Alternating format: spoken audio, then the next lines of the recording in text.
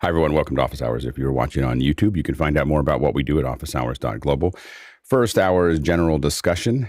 Second hour is usually something we want to spend a little bit more time on.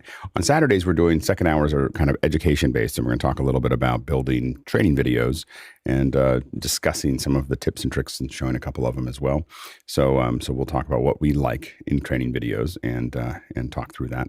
And then the third hour on Saturday is just educators. We don't put that on YouTube, so you have to be on Zoom. So you have to go to officehours.global and then sign up and go through, climb the mountain, go across the rickety bridge, go through the dangerous forest, and you'll find your way there. So anyway, you can ping us if you need more information. All right. Now we're going to go ahead and jump into the questions. Mitch, what do we have? Thank you, Alex. First question comes from TJ Asher in Minneapolis, Minnesota. He says, I've been watching a show on YouTube this week and noticed there's a brief fade to black in the middle of the show. What's causing this? Sorry, I'm a little confused there. We had a brief fade to black in the middle of our show. Is it happening often, TJ? Yes, it happens every show. Right in the middle? I'm sorry? Right in the middle? When does it happen? It seems to happen in between the first and second hour sometimes. Well, we've been trying to figure out how to fade to black and fade back up again, so it's easier to cut, to edit. So it may not be happening perfectly. So we'll keep on working on that. But the goal is to get to a point where we could easily segment the pieces, and so figuring out what to put graphic or fade to black or something. You'll notice at the very beginning of this, we're trying to go to black for a second, and that gives us an edit point. It's one of my pet peeves about doing live shows is when we didn't have that, it just became there's no good place to do it. So you'll notice that when we come at the top of the hour, when we come down, I'm just sitting there. It fades to black, and I'm just sitting. I'm not trying to talk over the black. I give it a moment, and that gives us makes it easier to edit. Go ahead, Jonas. Yeah, the TDs are instructed to do a little dip to black between the first and the second hour. So if Alex signs somehow that he's about to wrap up the first hour, then you'll see it sometimes. Yeah, I didn't. I know we had talked about it. I didn't know we were implementing it because I don't pay attention. So I will make sure to be better about giving a signal. Usually it's okay, and then I'll just stop and give people a second to do it, and then we'll. I've been doing that for a while, but I'll be more attentive on it. Next question. Can't hear you. Can't hear you, Mitchell. No, Mitch. Guy Cochran from Seattle asked, what is something that you wish a product manufacturer would do to improve their product? Go ahead, Jonas. API access, and API access without an SDK that requires you to run some arbitrary code, and documentation for that. Like CCAM is so close, and then they tell you, oh yeah, just look at what we did with our web interface for the documentation, and like I don't see how that's still acceptable. Or even Blackmagic has a pretty nice API, but still it requires the custom SDK, which then makes people like the Companion folks or Mix Effect like use reverse engineered libraries, which at the end destabilizes the whole ecosystem just because they didn't want to give us an API. Go ahead, John. Yes, Jonas, I agree with Jonas. It's all about support. Jonas and I couldn't even get documentations from the developers of my telemetry computer. They wouldn't even email us back. It was absolutely amazing. I remember WordPerfect had the best support, and that's the reason why their product did so well, is they had free customer support. I think they're the first ones to do that in a big way. Yeah, I was reading an article about programming, and talking about Python being still the most popular programming language, and it also happens to connect with the most support. There's just the most number of people that you're able to find out anything that you need. And I think that's lost on a lot of manufacturers. Go ahead, TJ. I would hope that people would use the product in the manner that they had engineered the product to be used. And actually, so many times you see a piece of equipment or whatever just doesn't quite seem to fit. It just doesn't work quite right. And just if they used it and worked through the issues that we as end users are seeing, they could get ahead of that problem early on in the development process. Yeah, go ahead, John. Well, I'm the cybersecurity guy, so I'm going to go with cybersecurity with security updates for a reasonable lifetime of the product. Not 2 years, not 3 years, but 5 to 7 years. You need to provide security updates, not feature updates, but security updates. Go ahead, Jonas. Saying in the realm of security, one thing that really bugs me is like how as soon as like for video production, everything is considered like you need to keep your network secure. Like there's no way of locking someone out of an ATEM Mini Extreme if they have access to the network. Like even the FTP with your show files, like some intern who decides like you've been like wants to delete your files off the drive that's connected to any hyperdeck, any ATEM, can just go in there with the public FTP stuff and delete any of your recordings. Like I keep my recorders off network for that. It would be great to have like for the TD a little record view that we are recording and all that, but yeah, more security would be great than testing. Like a lot of the products just feel like with the ATEM they tested the first and the second HDMI for a lot of function and forgot the rest of them, which is really annoying. Yeah, I think sometimes there is with a lot of companies, there's this tendency to, test and have a limited testing. And then the problem is that's like pouring concrete into forms that aren't done yet. When you start shipping out those products, there's no way to fix that. And, I've talked about this a lot. I've worked with manufacturers where we're pushing the outer envelope of the spec. It is what it says it can do, but it's obvious that no one tested that. It was like no one got that far out. And what happens is that, and we talk to people about it all the time, is that there's a lot of behaviors that only happen in a certain combination, but they're not outside the spec. It's doing what it's supposed to do. It's just that, I think that the functionality for most manufacturers, having a flexible architecture that they can update. The big problem you get into is people just made chips and now they can't. FPGAs have really changed a lot of that, where we can do that. Like everybody else said, APIs. Being able to talk to the machine is super important. Like for me, the lights, my big thing that has always been, I need something like a mix pre or something like, that kind of input that is completely remote controllable. That even one of these, like this is I'm testing this, the Presonus, this 24, this Revelator IO 24. What I want to be able to have this have, an Ethernet on the back that connects to the internet, that connects to, whatever, and lets me actually control it, like everything. So I can send it to somebody and I can take over and make it work for them, and the thing that I think is important is to have some kind of cloud, check-in. The hard part is we get into this thing where we have to go and find that IP as opposed to it checking into the web and being able to be connected to something else. This is what Teradek actually does pretty well.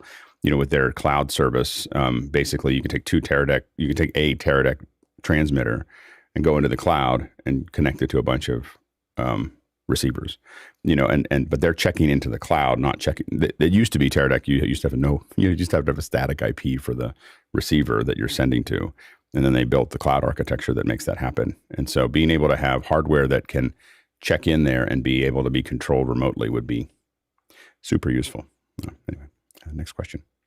Dennis Champion Walker is here from Mansfield, UK. After it was mentioned on yesterday's show, I wanted to upgrade to Audio Hijack 4 today, but it tells me my license is for Audio Hijack 2, even though I bought it in November 2021 and Audio Hijack 3 was released in 2015. What's going on? Go ahead, TJ. I would get in touch with Audio Hijack support group. They're usually pretty responsive and should get back to you within about a day or so. Just get a copy of your license key and your name and the email that you registered it with. And on their support page, they have a link to get in contact with them. And I would like to mention that with the new Audio Hijack 4, just be careful when you're updating. We ran into a problem this morning that with the way we capture some of our meters for testing purposes, that the meters were really slow when the screen capture was being done. They looked normal on the computer screen, and when I switched back to Audio Hijack 3, the screen capture was back to normal. So there is something a little weird. Interesting. Yeah, go ahead. For everyone screen capturing their audio levels, it's trouble. John? One thing to keep in mind is that if you didn't buy it from them but got it through some sort of deal site or something, sometimes they put older versions up on those. And if that's the case, it may not qualify for an upgrade if you bought it from like a third-party site or something like that. Yeah, and keep the thing that I've learned the hard way is to definitely keep your receipts for everything, and make sure that I've been lazy about that, but I've benefited from having them and really not benefited from not having them. So it's definitely worth, keeping track of that. For electronic receipts, obviously just a folder I literally have a folder with them all in it, just so that when I buy it, I take that because I don't know if I'm going to be able to find it in mail or whatever. And there have been like Synaptic has the levels that I like, the old Spectre, but it would only work if you had a receipt. Like they're not giving it to anyone who hadn't bought it in the past, and so it's that kind of thing is important. Next question. Guy Cochran in Seattle, Washington. What's the best way to live stream a 1080p production to YouTube if the venue only has a consistent 3 megabits upload? Jonas? Downgrade to 720p would be what we advise people first if we can't test it. And then one of the tricks you can do is use something like H.265, which should get you a pretty good stream with 3 Mbits. Also look at your protocol. So if you use something like SRT in really low bandwidth situations where you don't have to solve packet loss problems, you should not use SRT because SRT has a 25% overhead of your bandwidth. So like if you could only send like a 2.5 stream up instead of like a 3 Mbps stream with RTMP or another protocol. And then one cool thing that I thought for that is you can use OBS obviously to encode H.265. And one cool thing is if you have an encoder that can do an TS stream locally, get yourself an AWS account and set up sightsee. sightsee has a little program that can take a TS stream, puts it into sightsee into AWS. So then you have like it's the cheapest way to get a sightsee encoder, and then you can suddenly stream your stream over sightsee into AWS. AWS streams it to YouTube or wherever. Yeah, go ahead, Guy. Yeah, so that sightsee encoder is completely free, Jonas? Yeah. The software encoder it costs more per hour, I think, right? It's like a nominal fee. The ingest is free, right? Yeah. I thought it was the upload is free. I think as I remember the Zixi model. I mean, it's usually packaged into other things that I'm doing, but I thought that they charge you for getting the stream because the idea was to have broadcasters be able to freely distribute encoders, but the decode on the other end is the part they charge you for. And AWS, I think they just charge you a nominal fee per hour to use it. Yes, so it's through Media Connect. So obviously there are some hourly charges, but you don't have you get the sightsee part you get free. You still need to pay like $1 or something an hour for the YouTube. Yeah, for some reason I think this came up yesterday in a demo. One of our sales reps asked me to demo an Epiphan Pearl, and then as I'm like 5 minutes into the demo, the guy says, "Oh yeah, we're only getting 3 megabit up, and so I'm interested in H.265." And I'm like, this isn't going to be released until probably after NAB, when we'll see 4K and H.265 in that hardware encoder. So I started thinking of other hardware encoders, and he goes, "Well, I already have a LiveView Solo." And I'm like, "Yeah, you're going to need like a different model that will do H.265." And then we start talking about Teradex and then that little elemental that's behind my shoulder there, that one's $1,000. And so then I started thinking about Livestream Studio does Livestream Studio use a Zixi protocol when you use the API and log in? I don't think so. So I was wondering how Jeff Keithley, he's getting out of some of these low bandwidth sporting events, and he said it like under contract or something, he has to use Livestream Studio. And I was like, what? Like what? Why do you have to use Livestream Studio? It could be like a Vimeo contract, potentially. Yeah. Gotcha. So yeah, I'm just struggling what to tell this customer. And also I'm going to NAB, and if we do broadcast anything from the floor, and only in the past I've seen that low of bandwidth. And so I'm like, hey, should I grab this Elemental over my shoulder and battery power it and stream from the floor? What I will say is that the Elemental link is the most robust that I've seen, is as far as a little encoder that you can just throw out there.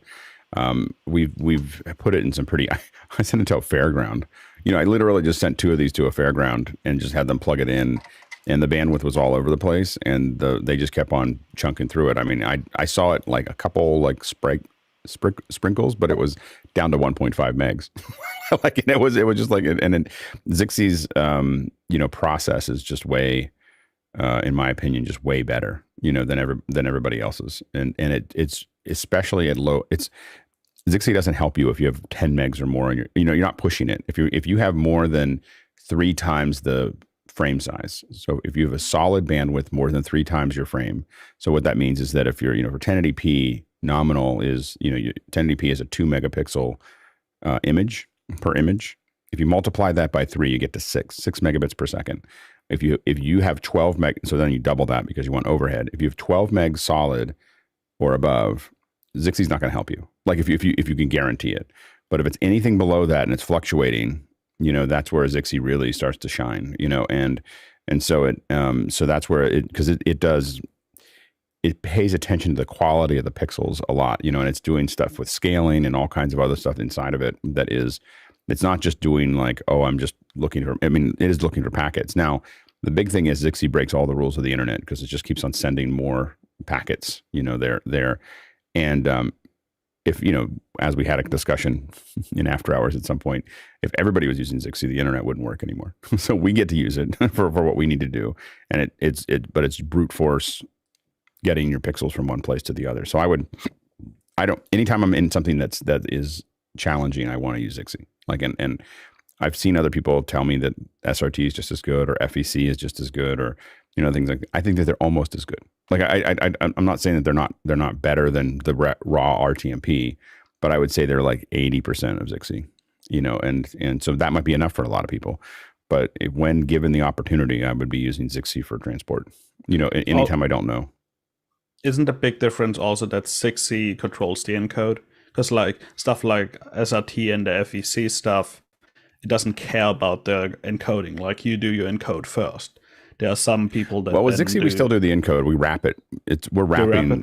Yeah, we wrap. Zixie's wrapping it for us. I mean, that's the way we've done it in the past. Now, sometimes that's all integrated, and I'm not clear how the Elemental link works. So that can be integrated into that.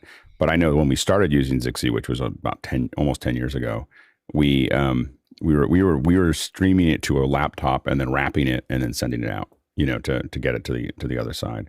Because that's how we had to get out of Africa. Because one of the problems that we had in Africa was RTMP is an HTTP protocol. And so it needs to hear back. So if you have high latency, like in Africa, we were sending fine. We had enough uplink, but the latency to the YouTube server was too long. And so then it would just stop. It'll stop sending because it's not getting a hey, we got the packets, back, and so we were constantly stalling our streams. And so by putting in Zixie, I'm just going to keep sending there. I'm just going to keep pushing that direction.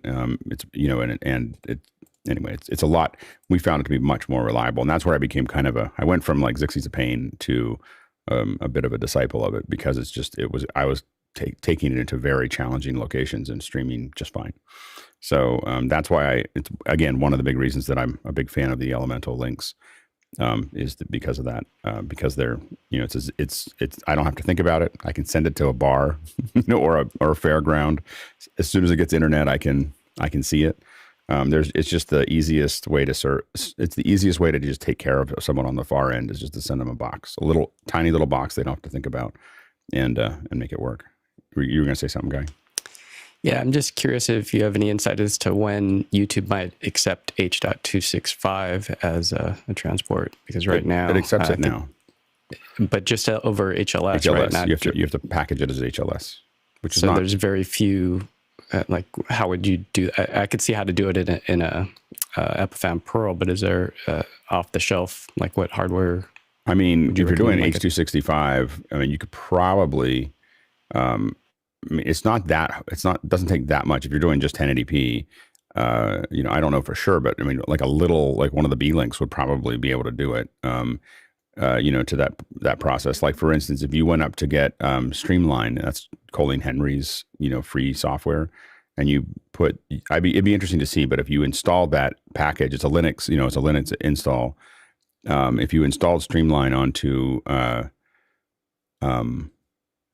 little box, it just has to have a little bit of power to it.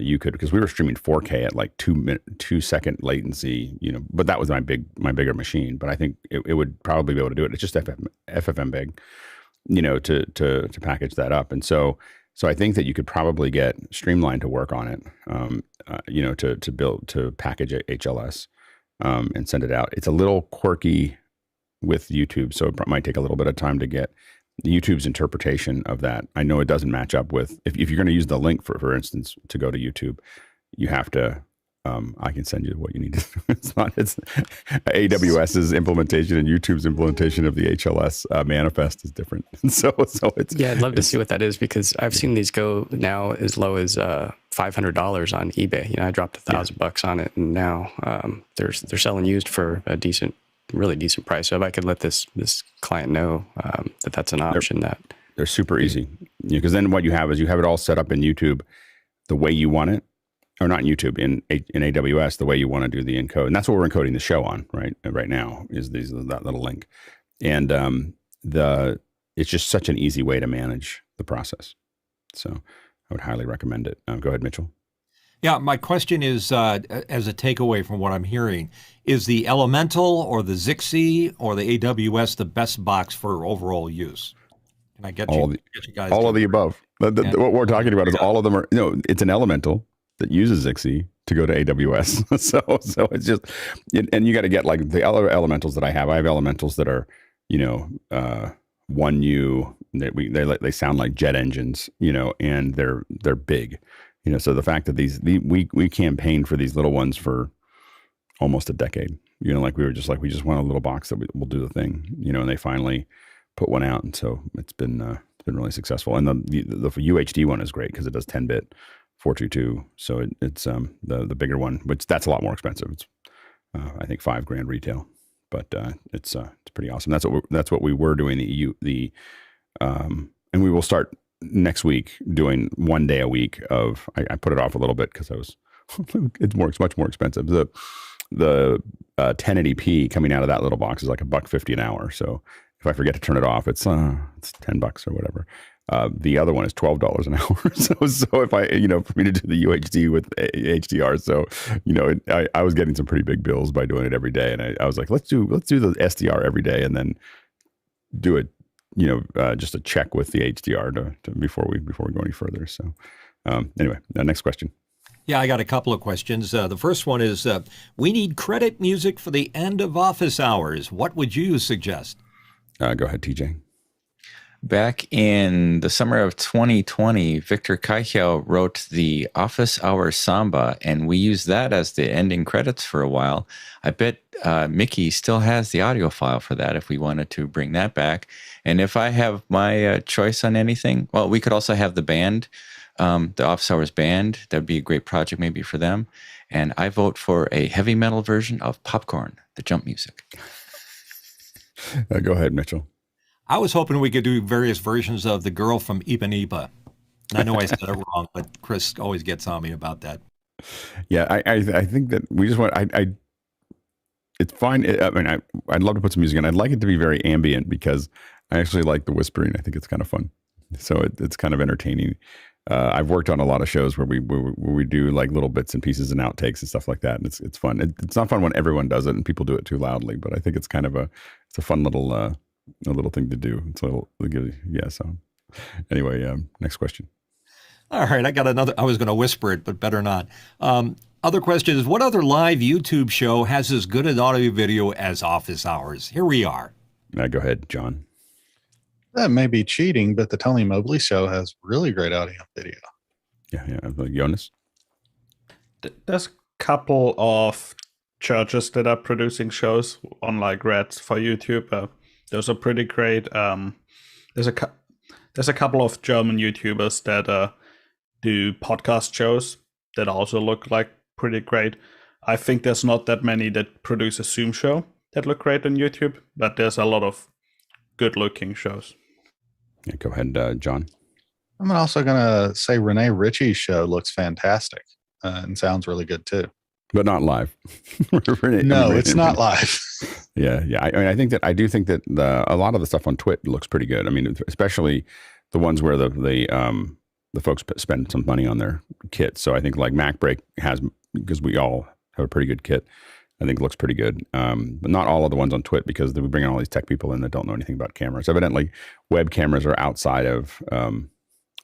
microphones are outside of the expertise of tech pundits.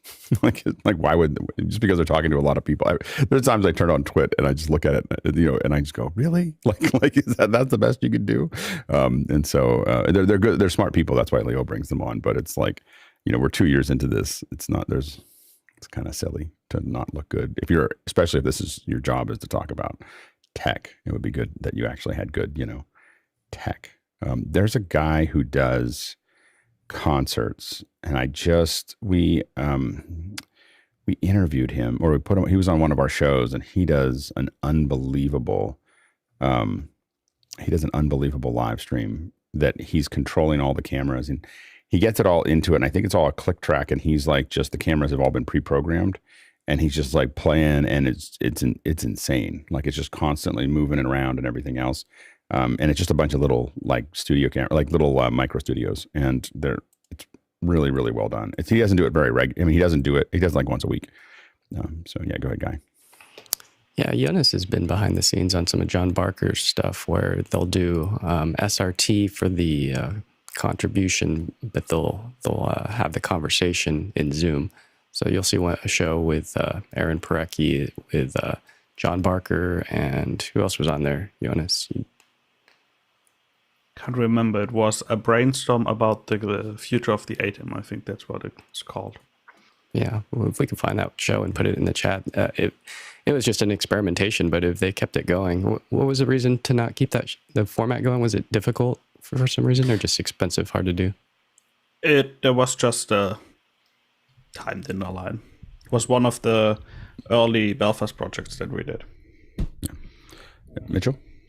It's very interesting is that since I've been participating in office hours and understanding what makes a good picture and what makes good sound and lighting, I have a very, very low threshold for bad audio and video on other programs. So it's like I wanted to watch something the other day, echoey audio, and I was like, not going to watch it.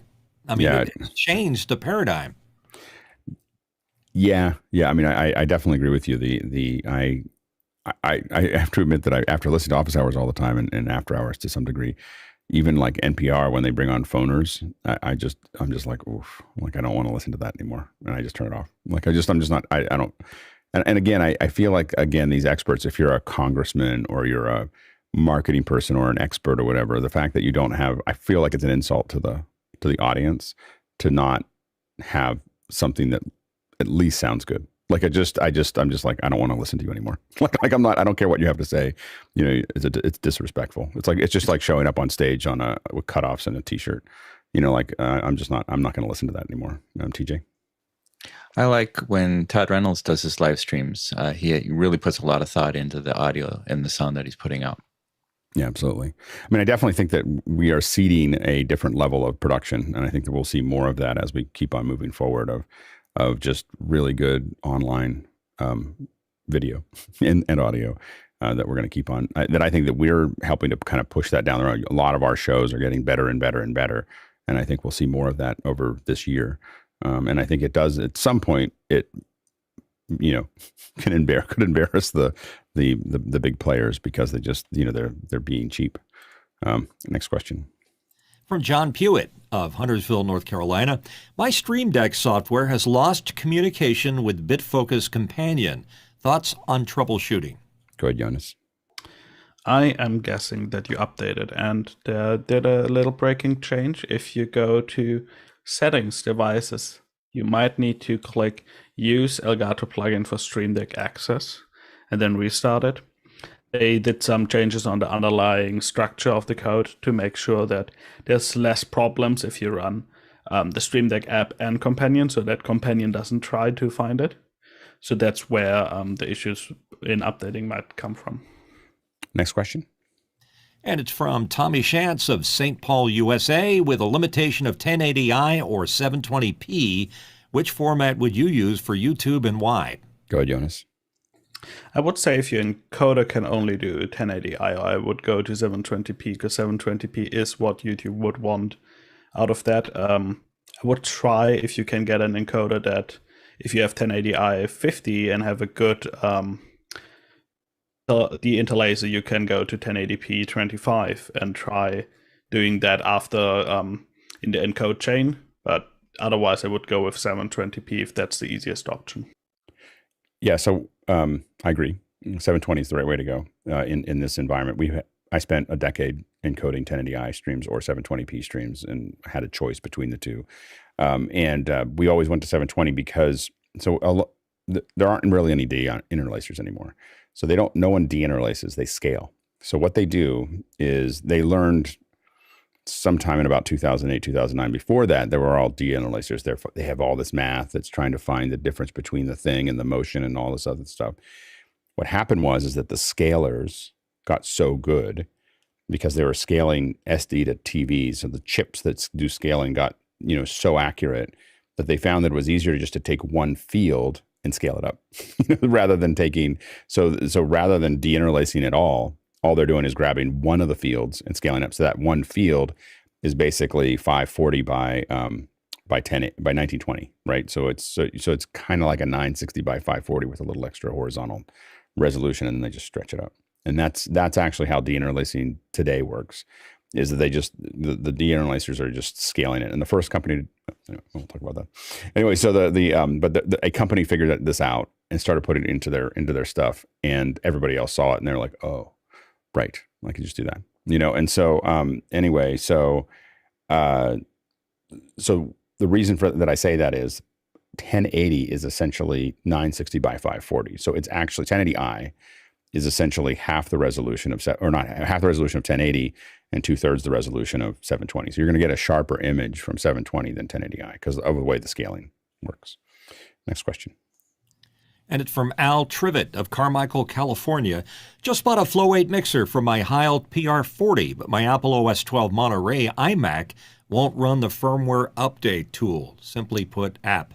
Recommendations? Thanks. Love the OH Brain Trust. I think you might have gotten ahead. Maybe the Flow 8 update is behind Monterey.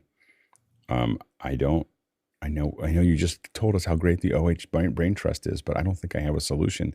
I think I would first go to the website and make sure that if it has anything talking about Monterey. Monterey is still something that is not audio devices. And I would love to get someone on here to talk about why so many audio companies are having so much trouble with Monterey. Like there's something going, and the only thing I can guess is it has to do with the 64-bit libraries or something in the audio chain. But we saw it took Audinate an incredible amount of time to upgrade. We finally got DVS on the Dante virtual sound card on the Monterey, but that was it always feels like it shouldn't be harder on audio, but a lot of people are having trouble with it. So every audio device that clicks in, you have to kind of look at it and go to the website and find out if it's got compatibility with Monterey. And I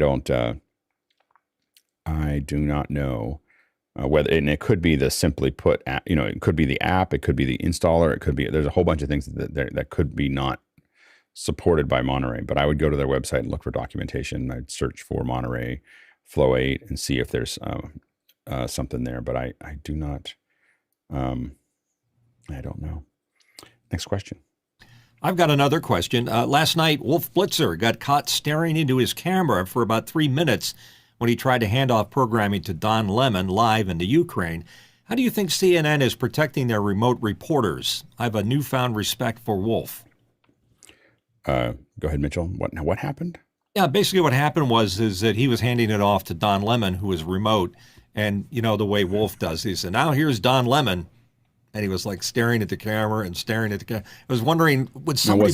Was it really 3 minutes, or was it like? Or are you exaggerating? Like I'm exaggerating. It was more like 2 minutes, but the problem lasted for 3 minutes because then they went to a completely blank screen with their lower third, And I said, wow, they should have a backup plan here. Or don't they use more than one device to get that signal up from the Ukraine? Because I can understand that maybe the satellite or the cell phone that they bonded to went out for whatever reason.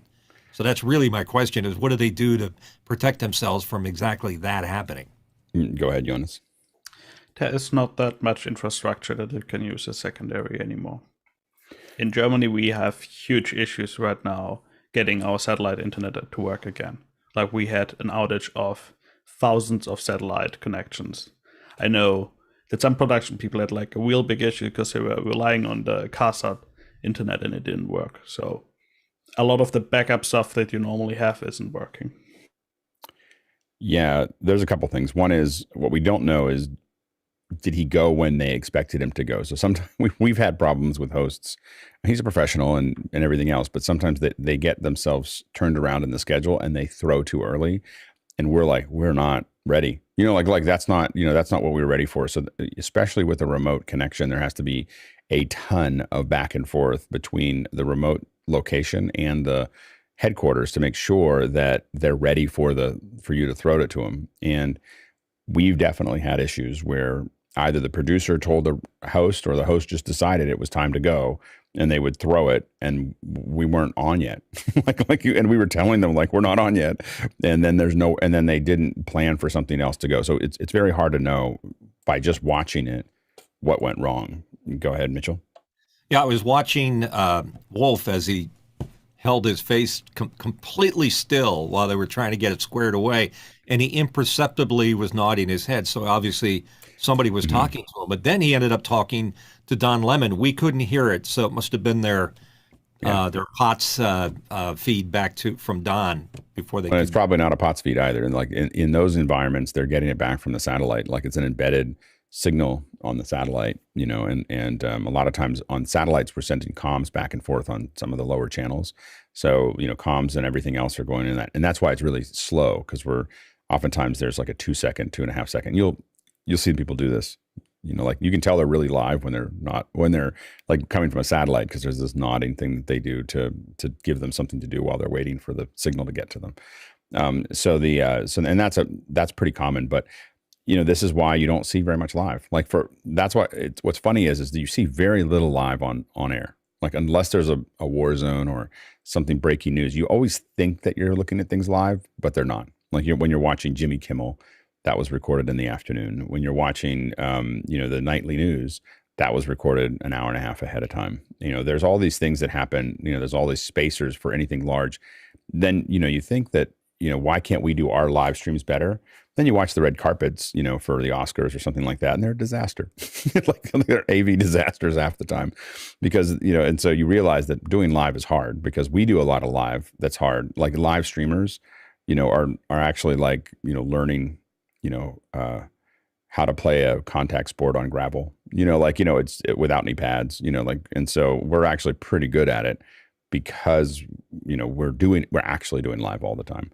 And so, but TV doesn't do live very often. So their infrastructure is actually not that good for it, because they just throw a satellite truck out there. And then you have to, it's not like CNN sent a satellite truck out there. That's a local satellite provider, or it's going to be a little fly pack. It's going to be like this little thing that comes in a suitcase that they open up, that's this tiny little KU. They look like these little, octagons, and they were originally like military uplinks.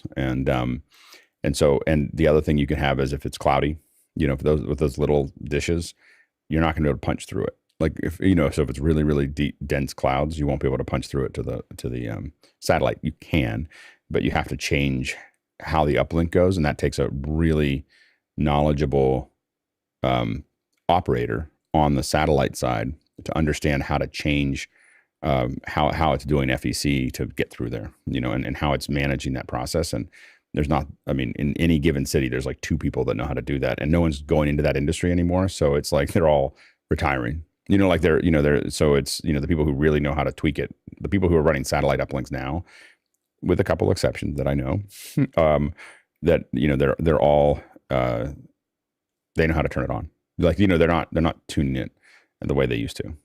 Next question. And the next question is from John Fewett in Huntersville, North Carolina. Whoa, great question. How do you develop a radio voice? Go ahead, TJ.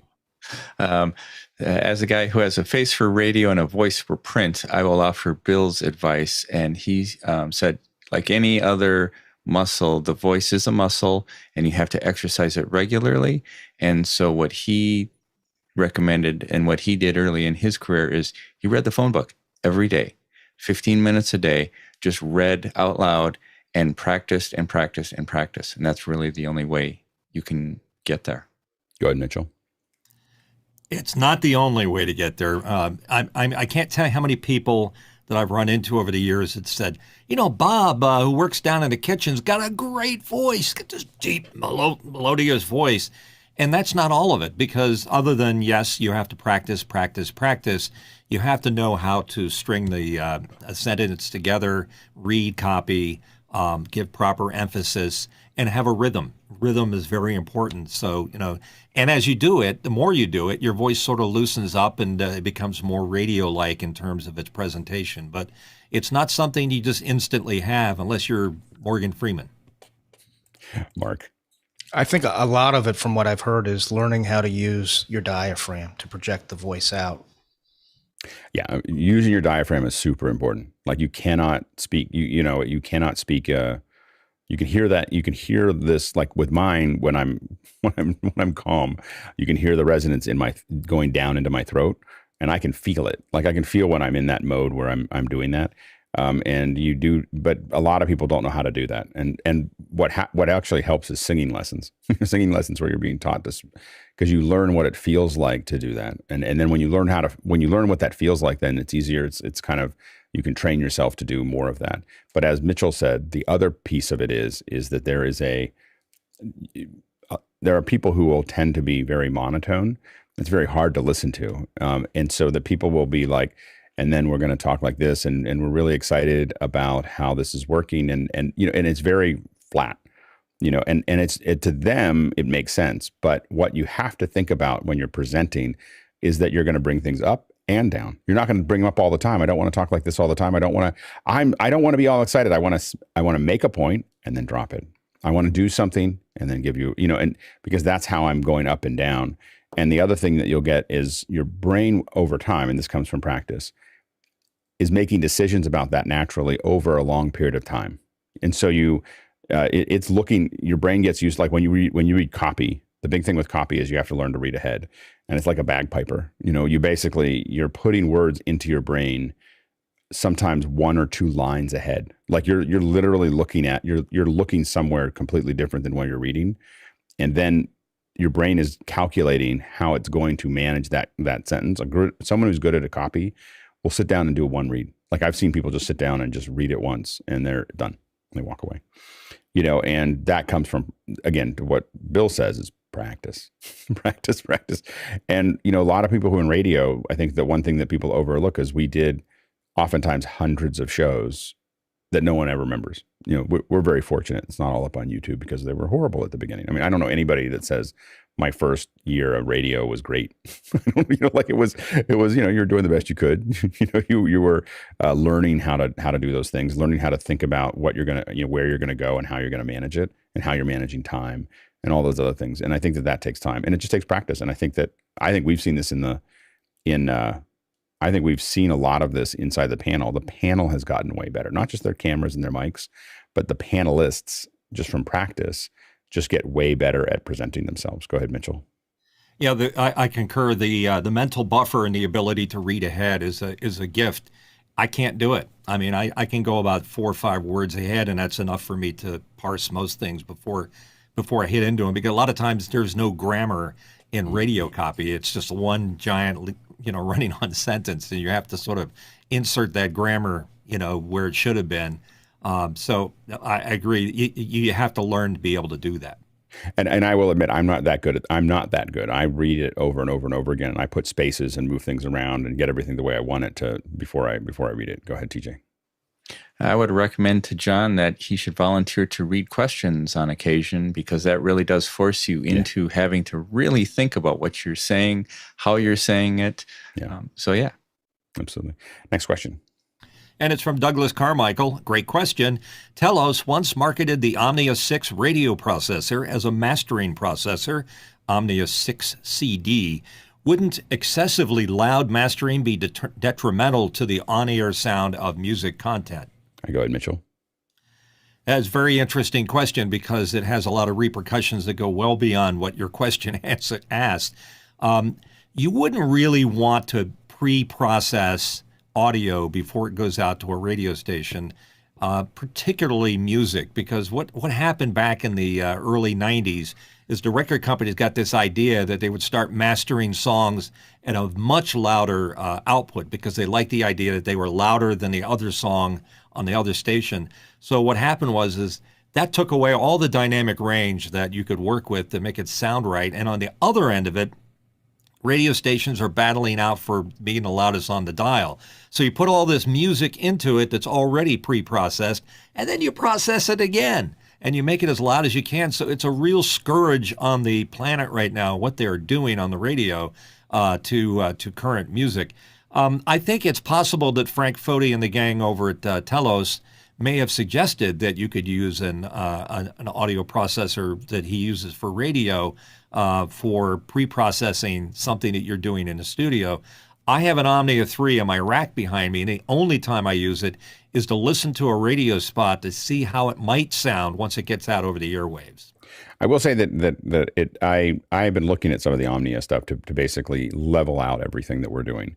So the idea is that the thing about radio is you get kind of a consistent experience because it goes through that final process and everything gets a little bit compressed together, and it just makes sure that everything's tied up. So, and it is something that's different from radio versus what you see online, because a lot of times we don't have those. And so there's a much greater dynamic range, which sometimes is good, but not always. You get people complaining it's too low. No, next question.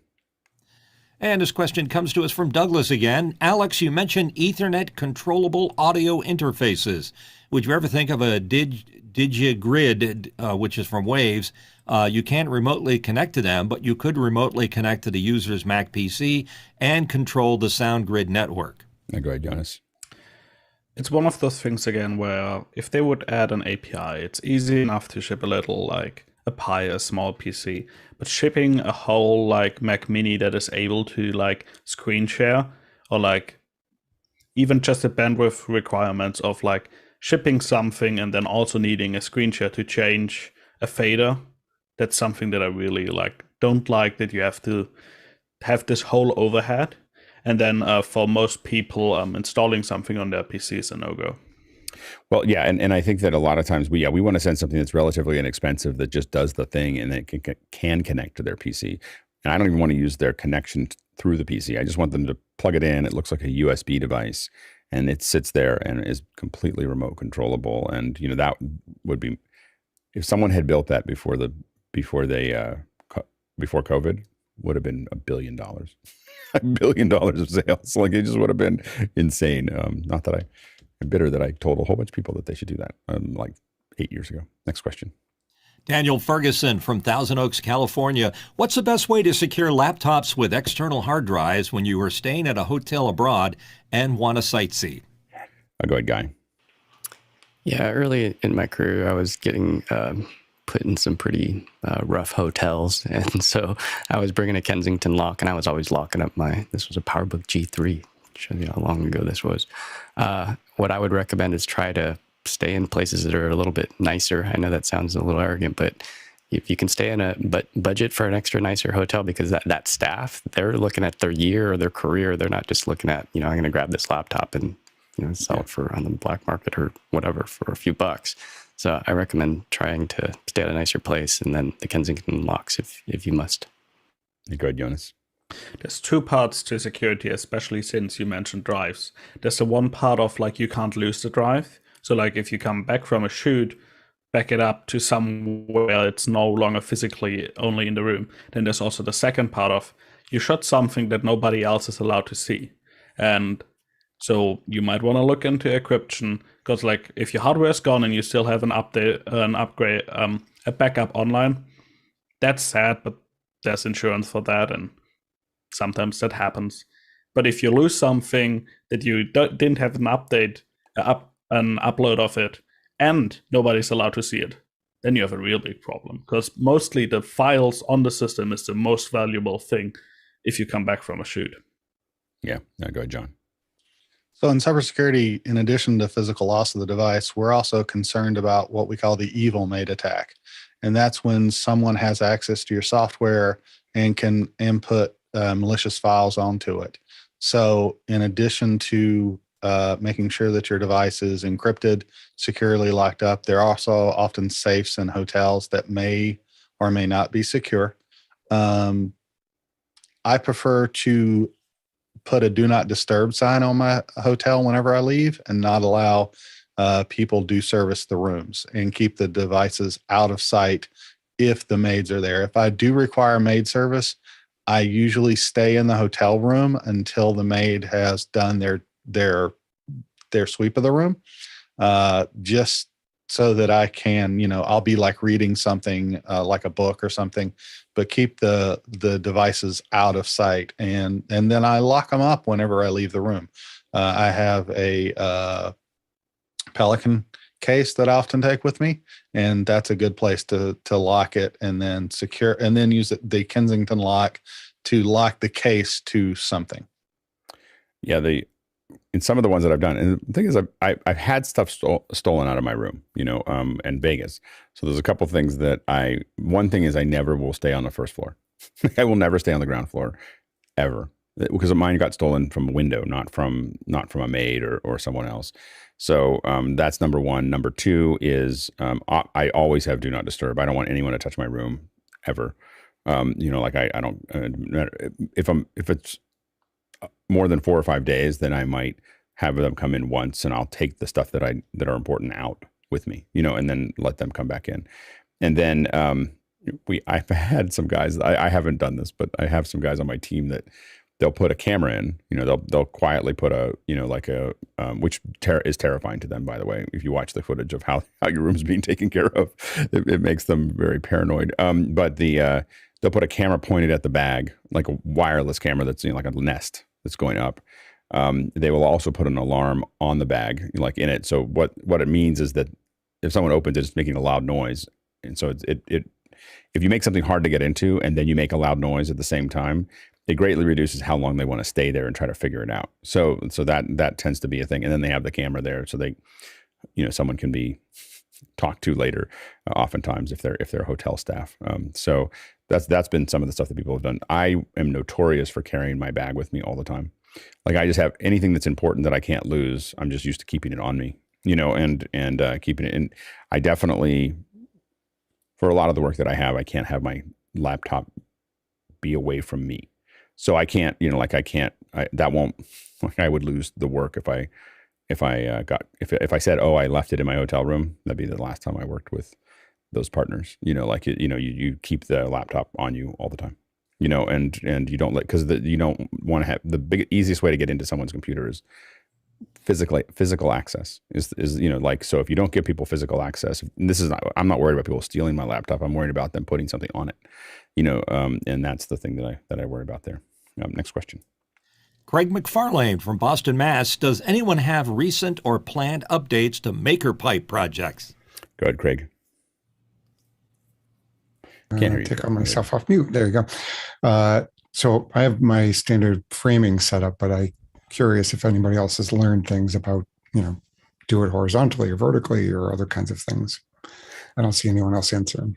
I have a whole box of these right now, and my schedule again became much more complicated than I expected, and so it's still sitting there with me waiting to go buy some EMT to get it done. So, but hopefully soon. So it's a hope that just keeps going away from me. So, but it's all sitting here waiting to be played with. Next question. Craig's back again.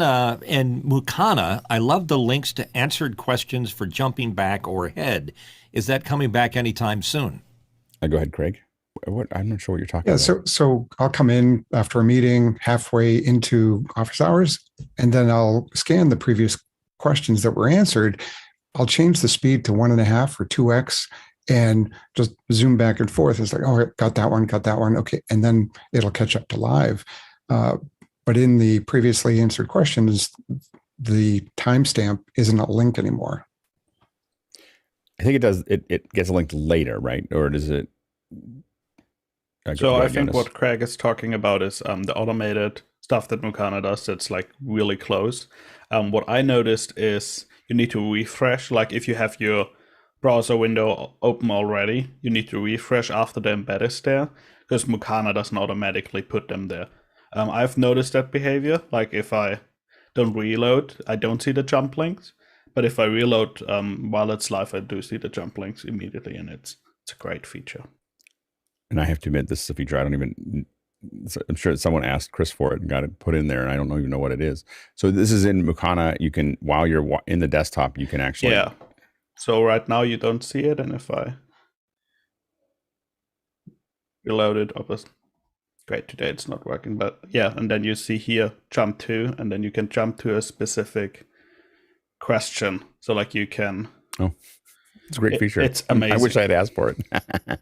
Awesome. We had talked about it years ago, putting that in, but I didn't know that we actually put it in. So it's good. Next question. Nathan Cashin from Oregon City, Oregon has a question. I'm trying exporting a Keynote to a video file and has timed animations, movies, and audio clips on slides.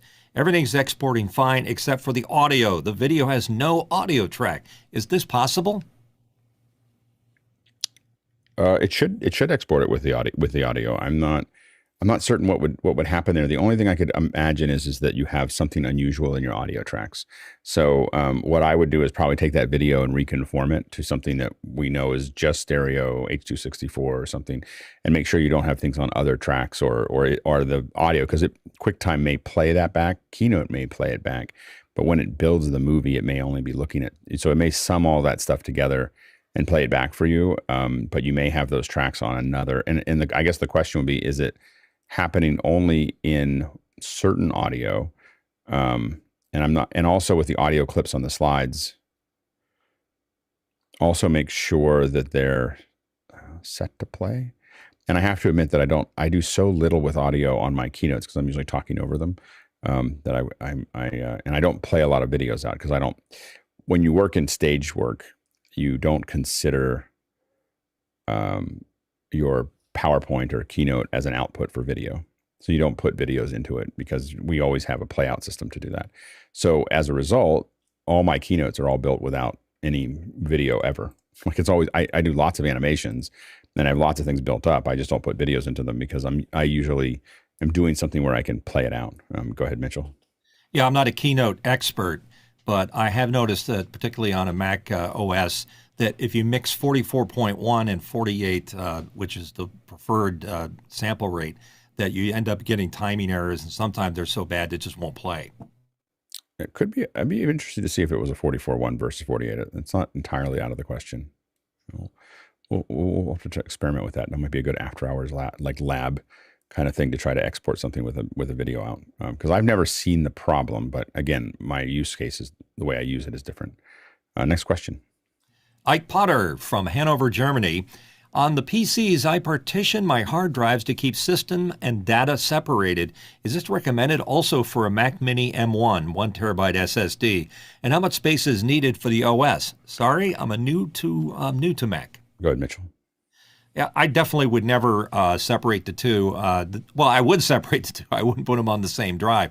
Data just is so important to keep. You can always replace the OS, but the data cannot be replaced. So on my systems, I leave the Mac drive alone, and then I have a data drive separate, and I have an extra data drive that's on a NAS that's sucking up all that extra good stuff, just so I can replace it if I have to. Go ahead, John. So this is more of a do as I say, not do as I do, because I don't do this, but I do think it is a good practice to do. I'm looking at my system folder right now, and this is from a 2018 Intel Mac, and I've got 35 gigs for the system and another 60 gigs for the library. So I would set aside at least 150 gigs if you're going to partition it to 200 gigs, just to allow the system to update and things like that. And don't forget, the library and the Mac OS are going to be on that drive. And the thing that I've been doing slowly with all my computers, except for my laptops, is to get the data off of it into an external drive. So if I'm saving things out, my scratch drives, all that stuff is all being put on an external drive. And the reason for that is if I need to send it back or do whatever, it's just the apps and the system is on the service on the internal drive, and that just makes it a lot easier to hand it off to someone if you need to replace it, if you need to fix it, you need to do whatever. All those libraries are not in there. You don't have to deal with them. Next question. A. Mitchells from Washington asks a question, why does recent questions seem to be bouncing a lot on the screen, even when it doesn't appear that any questions are being added, removed, or locked and moved to the queue at the time, or the voting changed? It seems to be reacting to rapid polling and up. Yeah, you're going to find that we're going to start. That's a better question for tomorrow, for Sunday. One thing that I'm going to do, I mean, I don't do it all the time, but I'm going to start pushing like all of anything that's internal, inside baseball will get pushed to Sunday, just so that we can keep on the technical end of things. So we'll go to the next question, but definitely ask that question again tomorrow and we'll talk through it. Next question. Douglas Carmichael. Mitchell, me, you mentioned that CNN may be using cellular infrastructure to backhaul feeds from the Ukraine. Wouldn't the Ukrainian cellular networks and the back-end infrastructure they need be severely damaged from the war? Go ahead, Jonas. There's different cities in Ukraine depending on their location. Some of them still have electricity and cellular. There are also off-grid networks, but they have ways to get the signal out, and mostly the reporters stay in the areas where you still have CL signals. There's even some data centers still active in the more western regions, so there are still a lot of ways to get out, and if you watch on YouTube, there's a lot of people streaming out of there. There is 5,000 Starlink uplink, 5,000 Starlink uplinks in Ukraine. That's how a lot of it's getting out. Next question. Next question is from Peter Moore in Auckland, New Zealand. Down here in New Zealand, we get our DST hour back this morning. What's the panelists' thoughts on daylight savings time?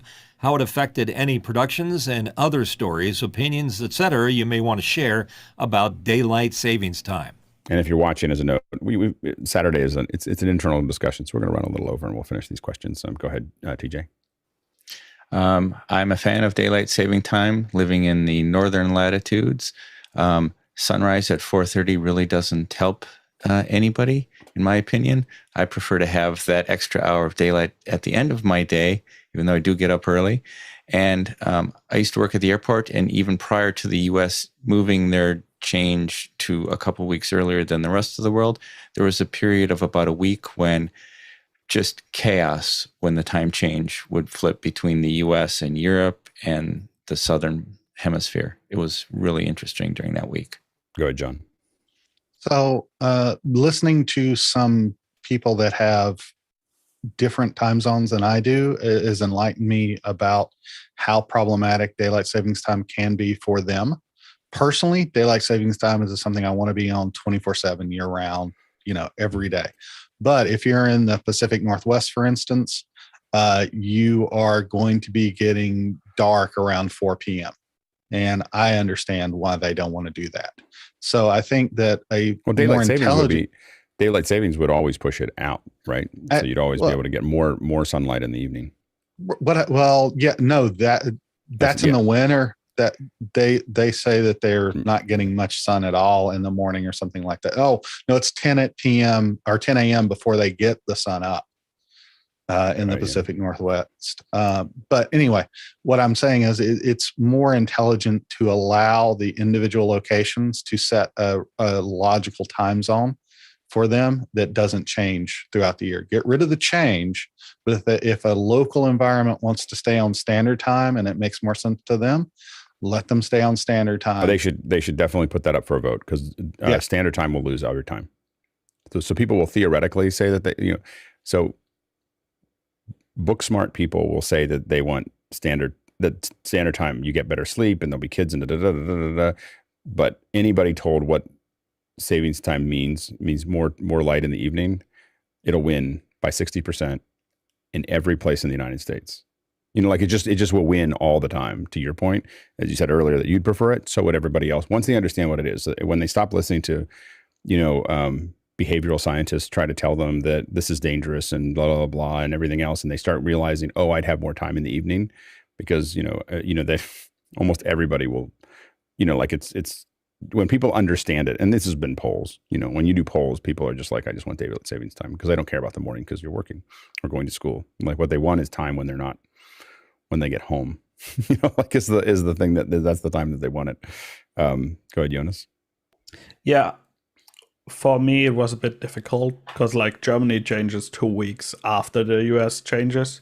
So like there's this weird middle phase where like part of the world is already daylight savings, the other part is not yet, which made some productions it's just like, oh yeah, I'm here an hour early, or luckily no one was too late. But that happens more often in that 2 weeks, and we put in a blocker in our calendar to be aware of like everything we book in that 2 weeks.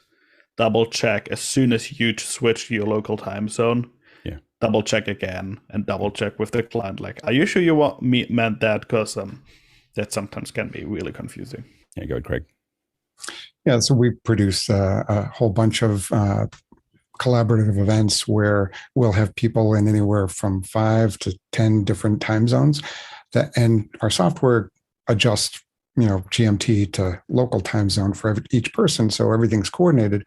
The problem we run into is people assuming, oh, well, you're on saving time or you're on British summertime or other kinds of things, and talking about and trying to do the interpretation themselves as opposed to relying on the computers to figure out, oh, wait, no, they switched last weekend or this sort of thing. That's usually where we run into the biggest issue is people assuming they know what time it is somewhere else. You go ahead, Mitchell. I just think they need to have one standardized time that everybody in the entire world follows, and that seems to be Greenwich Mean Time. I think they're called Zulu time. If they could all agree to that, then, like, for example, East Coast, I'd be Greenwich Mean Time -5. It'd be easy. Yeah, I mean, and to John's point, I think it not changing is the most important thing to everyone. Like the change is the biggest problem, and I don't think it would work if everybody picked something different. I mean, I think they have to kind of fit into it. I would prefer what Mitchell's talking about, which is just everyone's got a time, and your time, the time that you're in, it's the world time.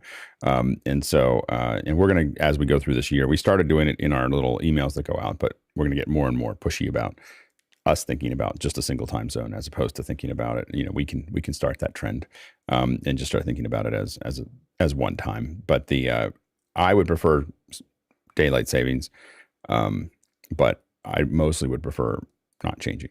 Like the change is just insane to me. Like it's like you're grabbing light from somewhere else and it doesn't, like it's the same amount of sunlight. And I think that the change does more damage to everyone than, mentally, when you talk about heart attacks and all kinds of crashes and everything else, it's way more dangerous to change than to pick either one. So you can pick either one and be fine as long as it all fits into bowls. I do think that the country, at least the United States, should really just be on a like you can do it the whole world, but the first step would be just have the United States just be on, take our central time or whatever and just call it, that's what it is in the United States, and it'd be simpler for a lot of us as well. Next question. Tlaloc Miguel Lopez Waterman from Salisbury, Maryland. When recording with a MixPre 6 version 2, how are the isolated audio channels saved? Single multi-tracked files or multiple files? Go ahead, John. I can't hear you. Hope it's John here. Thank you. Yeah, thank you. I got one right here. I tested it out this morning, and it's a single multi-track file. Yes, that like that. Next question. And this is coming to us from Jeffrey Powers in Madison, Wisconsin. Last night, Jimmy Kimmel and Jimmy Fallon did an April Fool's swap. They connected via satellite to check on each other. How much work is involved, especially since these shows are on competing networks? Yeah, they're having fun with it. So it's actually not that big of a deal. And I don't know why they would use, with those networks, I don't know why they would use satellite other than for a show. Like for them to have fun with it, I think they're probably doing that because normally they would just be connected by the switch. It's like a fiber connection, like, hey, let's just swap these things out. When they're bringing in remotes and everything else, other than getting the different hosts to the different locations and, there's obviously lots of meetings to figure this all out to make it funny, but it wouldn't be that big of a lift for them to interconnect. Go ahead, Mitchell. Yeah, years ago I swapped shows with a guy across the street in Texas, And it was kind of controversial because, there's a lot of competition across networks, as it would be with Jimmy Fallon and Jimmy Kimmel. But it was funny. It was a great bit, but you can only do it once. Next question. And this is from Douglas Carmichael. Have you ever used specific documentation formats when working in specific countries? Go ahead, Jonas. I live in Germany. We have a specific documentation format for everything that you need to document. And so, yeah, as soon as we need to document something, there's a specific format that needs to be documented in. I'm amazed at how many, I get bids all the time now, and I get for different things, and I haven't seen two of the same yet. Everything is just completely different against everything. Everyone just keeps going. Yeah. Next question. And it's from Jonas Dotel from Stuttgart. What encoders do you use for 9x16? I use elementals. So, they will let me define the output of that output. And so you can send it there and crop and just set to crop, so you can send it however you want to send it. We don't send it 9x16 into the elemental. We send it as usually a 16x9, but then we just crop in to make that work. And a lot of times what makes that easier is to source it in 4K. So if we source the footage in 4K, we have plenty of room to, grab onto it. The nice thing about doing 4K productions in general in that area is that you can generate a 16x9 as well as a 9x16, and both of them have the resolution that they need, to output. So 4K into the elementals, and then crop out to send it to a 9x16. The other, again, we've talked about this in the past, but the most scrappy way to do it, especially into platforms that don't support RTMP, is to take a phone and shoot it at the monitor, which does work. It just takes a lot of tuning. And once you finish it, when you tear it down, you're like, oh, if you tear it down, it's so hard for me to put back up again, because it takes half a day to 4 to 6 hours to get the phone to be locked just so. And I keep on thinking I'm going to build a rig, and I never, it doesn't get asked. The problem is people don't ask for it often enough anymore. There was this flush of time where I had to do it because none of the platforms, Meerkat and Periscope and then Instagram and all these other ones, didn't support any kind of RTMP. And so we were constantly figuring this out. And then we had one sitting in the office that was just there, right? You just put a phone in and it just does the thing. And what was funny was because we had a satellite downlink, people would do satellite truck productions and then funnel them into 9x16, phone connections. And we had the phone all set up with Ethernet, and, it was all kind of, so now every once in a while, it's 2 or 3 times a year we have to build something. And then when I tear it down, I never want to put it back up again, because it's just, I'm like, oh, I don't, and it's not like fun work for half a day. It's tedious, but someone should build something for that. By the way, the key is, if you're going to ever do the phone thing, macro heads. Oh my gosh, life-changing. So many times we were fiddling around with it. A macro head lets you change all the little everything, because you're trying to, and so you can scroll in and out and everything else and back and forth without having to move the tripod or anything else. But macro heads are life-changing for that kind of project.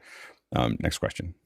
Craig McFarlane from Boston, Mass. Any recommendations for an inexpensive, over-the-shoulder HDMI camera to go into my ATEM to show my setup? Go ahead, Mitchell. I really like my Sony ZV-E10. It is definitely not an over-the-shoulder camera, but I think what you're talking about is he just wants something to sit over top. Oh, he wants an over-the-shoulder camera angle. Sure. Yeah. I would go with a pocket cinema. Go ahead, John. I use an old iPhone that I just had laying around with HDMI out, and use Filmic Pro. And that's, since I didn't spend anything on the camera, because I had it, it was free. Yeah, go ahead, TJ. I use an ancient Canon video camera, just mounted, and it's got to be at least 15 years old, and I had HDMI out clean. So I use that. Go ahead, Guy. Yeah, I like the little huddle cams. They're $299, and then you can do UVC control with those things too, or little Panasonic G100. This is a cheap micro four thirds camera. The lens costs far more than the camera. I think the camera body is $599, and it comes with a really cheap plasticky lens. But then I really like some of the bigger PTZ cameras if you can swing it. Lumens has one for about $900 that we used in Mad in the Kitchen. I was letting other people do the behind the scenes with that one. I've seen B&H throw that one down to like $7.99. That's I'll put the link in the chat if I could find it if it's still on sale. That's an awesome camera for the money. Go ahead, Jonas. Yeah, we use the G70s at church, so I have a lot of them lying around there, like 250 used as new, and then like a 150 bucks lens should be enough. Yeah, the also the Sony has kind of these little, I can't remember what the name of there's a little box camera. The I think it's the RX0. So the RX0 has got a little bit more control to it, and it's a great little camera that you could use for that kind of thing. Old GoPros are really popular. I've got lots of old GoPros laying around, so they're good. The rig that I use for my little overhead here, and this is more for close-ups, just as this is the small rig that Tom Ferguson had talked about earlier on an iPhone. And then it's got, this is a newer arm, that's here, and a newer little clamp. And, just kind of, what's funny is it actually works in my Ultima. It's got this mic thing has a little round piece here, and so when I want to do close-ups for the Rubik's Cube stuff, or anything else, I just attach this to it, and so it's like my little close-up camera. The nice thing about Filmic is that, or using an iPhone and Filmic, is that you can do zoom and focus and all kinds of other things remotely. And then for the most part, what I've used for real like productions has been the micro studio from Blackmagic, but I've been using those mostly with SDI setups. But if you set that up, and the nice thing is you get the Lumix, I think it's the one that have motorized telephoto. You can sit there and zoom in, zoom out, all from your ATEM. So they're really really useful. I would show one to you right now, but I sent mine to Todd. So anyway, so I don't have an overhead at the moment. Next question. Ted Claudio from Quezon City, Philippines. Using Zoom Pro with Group HD enabled for 720p only for Zoom video conference meeting, my tech director displays supersourced multi-speaker with PowerPoint using the 720p video instead of the 1080p screen share. Is this best practice? Why not? Go ahead, Jonas. I would do it the same as soon as you have a lot of moving content, if you have animations, if you have a person. I've also seen lots of issues lately with the screen share and audio sync drifting off, because screen share is not built for that. And like he uses Zoom in a way how it's built. So like the video input prioritizes the frame rate versus the resolution. The screen capture prioritizes the resolution, not the frame rate. So they can drift. I had like real immense drift problems with audio coming into Zoom and then the video in screen share. So I would do it the same way. The only difference where we do it differently is if it's a slide only and nobody talks over it. Sometimes then we do a screen share. Next question. And it's from Douglas Carmichael. The University of Illinois State Farm Center Arena hosts Broadway theater tours. Is a lot of work to adapt the theater to a venue not designed for it. I bet not having proper backstage space or a fly system would be a hindrance.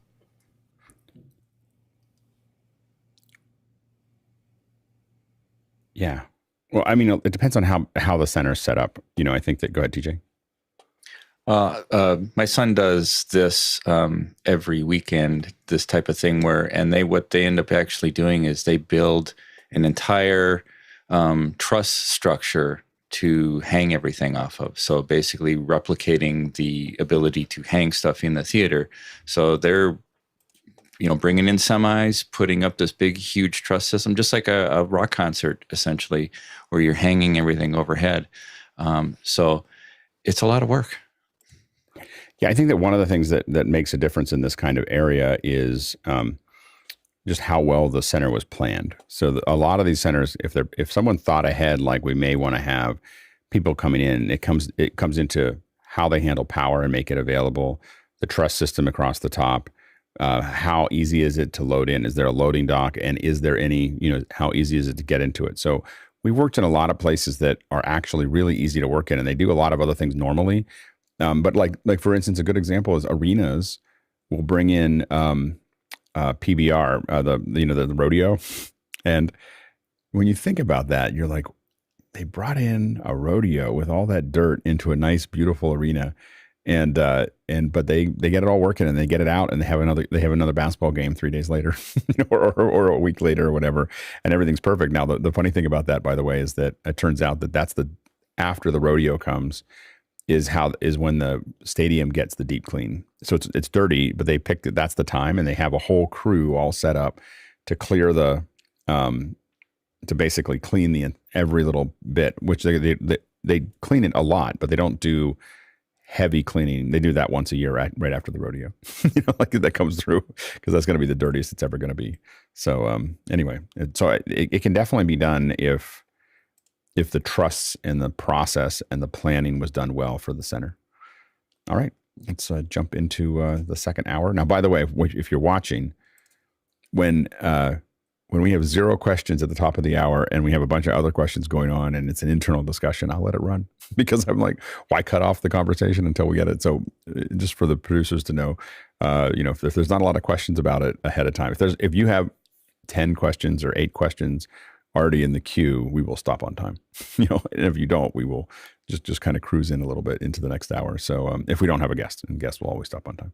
So anyway, so we're discussing training, and I'm going to I downloaded the files that I wanted to show, and then I can't find them. So I'm going to come and download them again while I'm talking. I thought I had them on my desktop. I was like, oh, I'll grab them. And I was like, they're not here. So anyway, let's open it up.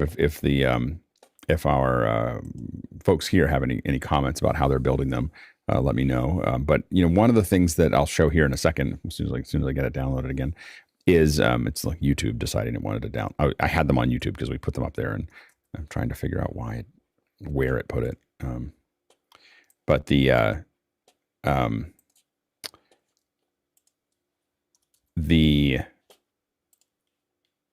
sorry here. I just wish someone would raise their hand and talk for a little while I'm doing this. So anyway, the big thing with building videos is that you just really have to think very mechanically through how you're building them. I think the thing that I learned about building how-to videos for education is you have to think of every step. Like the thing is that you have to back up. And I had to build a lot of these. These were tutorials on how to do things that I did for on Tech TV. It's really easy for someone to fall off the rails. And you have to think about how.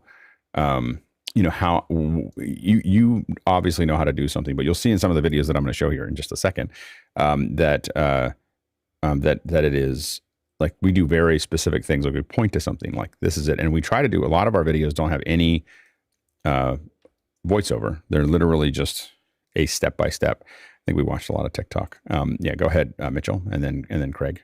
Yeah, we'll buy you some time here, Alex. I don't do like professional how-to videos as much as I do like, here's a piece of software, here's how you work it. And sometimes I know this is cheating, but I call it video Cuisinart. I'll do it on the fly with a single camera, and then I'll cover all the shots after the fact. I realize, oh, well, I need this shot and I need this cutaway, or I need this footage. So it's kind of a self-developing concept for me. And I do it in a way that seems natural. I probably couldn't get away with that with a corporate client or a paying client, but for myself, it's just easier for me to, if I have knowledge about it. If I were to demonstrate After Effects, I would go through like the basics and do it, and it would all make sense. And if I needed to rearrange it, I would do it in post. Go ahead, Craig. Yeah, so we do a whole bunch of internal and external for partners, little short videos. The things that that annoy me most that I think are impact the results of the video are don't excessively, especially with screen shots of some software. If you're changing the screen, switching different windows back and forth, if there's this motion sickness and people check out when they're watching that kind of thing. The other aspect is when people are sharing their screen, there's a lot of noise, especially if you just want to show dropping down this menu or clicking this box. There might be all sorts of other stuff that are distracting to people, and they're like, oh, he's got these icons on his desktop or all this other stuff. So focusing just in the area you want to see is important. Yeah, and it is one of the arguments for shooting with like you'll see a couple different things here that we're showing, but one of the arguments for shooting with a bigger camera, a Super 35, is that it blurs everything else out. Like if you're shooting something with it by hand, it blurs out that background. And let me move. Sorry, so you definitely want to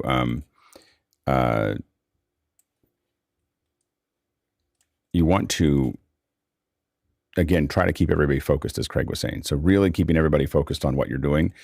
The other thing is that it's really easy. People have this thing. You have to think about idiosyncrasies that you have, like moving your mouse while you're talking does not help. Like it does not, like, you have to learn not to do that, and so that people, now you might say, okay, I'm going to point here, I'm going to point here, I'm going to point here. That's great.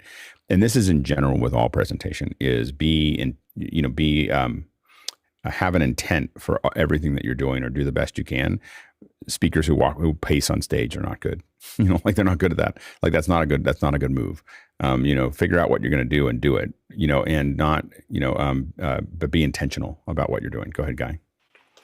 Yeah, I'd say a lot of it's rehearsal. If you can, try to run through it a couple times, make sure you have all the pieces of the puzzle. So then when you finally get into the edit bay, you're not having to trim a bunch. And ideally, you can not have to do all the cutaways if you can try and do what we'd call live to tape. So like one of these last videos that I did was just live to tape. So I did one on the ATEM Mini. It's up on YouTube. And you can see that I basically just walk through. I have a little behind the scenes camera so I can show what buttons I'm pushing. And then I actually did a chroma key where I'll shrink myself down and throw myself in the corner somewhere and pop myself on so you can see me as I'm moving through it. So a lot of times it's just easier to bump stuff out if it's simple stuff like this. Otherwise, it gets into just a lot of production and a lot of editing. And I found that what would happen was I'd wind up not doing some of the shows because of the 5-day turnaround, where 1 day to shoot or 1 day to script. When especially on like a new product launch, I'd read the whole manual, go through and see if there's anything that I'm missing, and then loosely scripted outline, and then go ahead and light it and then run through it. A basic rehearsal, and then the next day shoot it, edit it, distribute it. So some of these videos, I mean, I'm proud of these YouTubers that can bump stuff out in a day, or multiple videos in a day, because you can find yourself spending 4 or 5 days for a simple project that nowadays a lot of people with ATEM minis are just going to go live to tape. Well, and I will say that I have a hard time building videos because my self-correction tendencies get in the way. Like as soon as I'm doing something to post, it's very easy for me to get up and talk to everyone here. But if I had to do a video about what we're talking about right now, it'd be like weeks of me fiddling with it. So I'm really, that's a big problem that I have. I do like having, I'm not going to show that today, but I do like having the telestrator, being able to, like, one of the most watched videos that I've ever done is episode 2 of MacBreak video. I talked about that in the past, where episode 2 was called The Road to 1080p, and I literally picked up a bunch of images and drew on top of them, with the very first version of my telestration stuff, and just drew on top of it and talked about it and put it up, and it had about 2 million views. Like it's in the old days before YouTube, like we're not before YouTube, but it wasn't on YouTube. It was on our server, which was very painful, or somebody else's server almost took it down, and so it. Anyway, so it can't, the key is people do want the information, and I'm trying to get more into, in some cases, sketching it out in front of people. If I'm not going to do it, to Guy's point, if I'm not going to make it, because it's too much trouble, I should just do something, in that area. Especially and I do a lot of things for people where I just throw up a video and go, hey, and I just do a screen capture and I just talk about it and I send it to them, because I know that if I don't do it that way, I'll spend too much time on it. But a lot of times they don't have to take too much time. So I'm going to show you one that we did on how to build one of our bigger kits. Now, what happened was during COVID, we had to send out kits to folks, and we would, and these kits were, they take a half an hour to build, and they're 6K cameras and everything else. And we went through the trouble of marking them and putting them together. And so I'll show you a little bit about how that works here. So let me cut to this.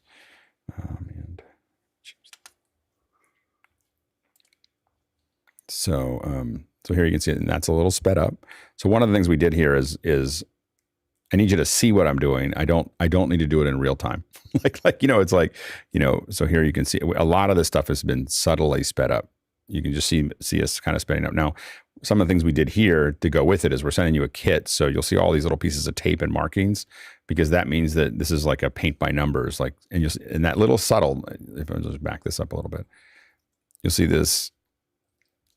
Now that right there, that's telling that person really subtly, match this up. This is an important thing, and it's really fast. But you're trying to tell that story of, we say it again there, you're telling that story there, and those close-ups make a big difference. The thing is that you'll notice, and again, this took like a half an hour to shoot. This is not like a, so you bring it up, and this is just in one of our offices. It took longer to clean that carpet. Anyway, so again, and what we're looking for here is we're going to tell you the whole story of what you have to do, and we're going to find for each one of these the best angle for it, and then we're going to take it. But this is not like, we're not doing a, complex. And the next step for this that we wanted to do was use Ripple's call out to explain, have little write-overs over top of it. But I have to admit, COVID ended before we needed to do that, and people seem to be able to figure it out. This was my favorite thing that I did with this kid, because we knew where the lighting and it had to be, where everything had to be. So we're just put that over top. It doesn't be precise, and you'll see that, where the reason we did that is to make clear. We could have set it down with that red line. By setting it down wrong and then picking it up and setting it right, it calls to it that you want, without saying anything, it calls to, you want to be pointed this direction, as you go through that. So again, lines that are matched up with that, sped up. You can see, again, you don't need to see it done in real time, but it does help for you to see it actually happen. These are the things you want to pay attention to. The hardest part of this whole thing is getting that. The only thing the Benro does, their tongues aren't very good in that area. And again, one thing to think about when you're sending stuff out is sending things that make it easier for people to do it, so they don't have to figure this out, like trying to figure out what the 40. We cut this little piece out so that people could just match it in. And a lot of what makes good training videos also is to do them over and over again, and then make people who've never done this watch the video and do it with the video, and then give you feedback of, oh, well, I didn't understand this. I think this might have been the second or third one that we actually produced here. And all of there's a PDF that goes with this as well. So if people were more print-like,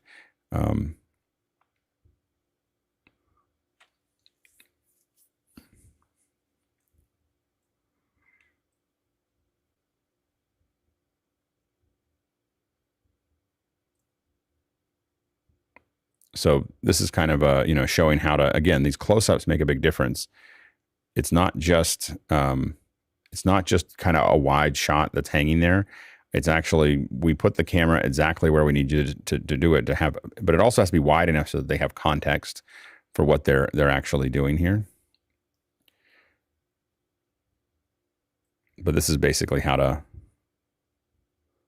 and then a lot of this was that we knew that we were going to build this with them, or work with them to fine tune it, but we wanted to make sure they knew how to do the different things, and that was it.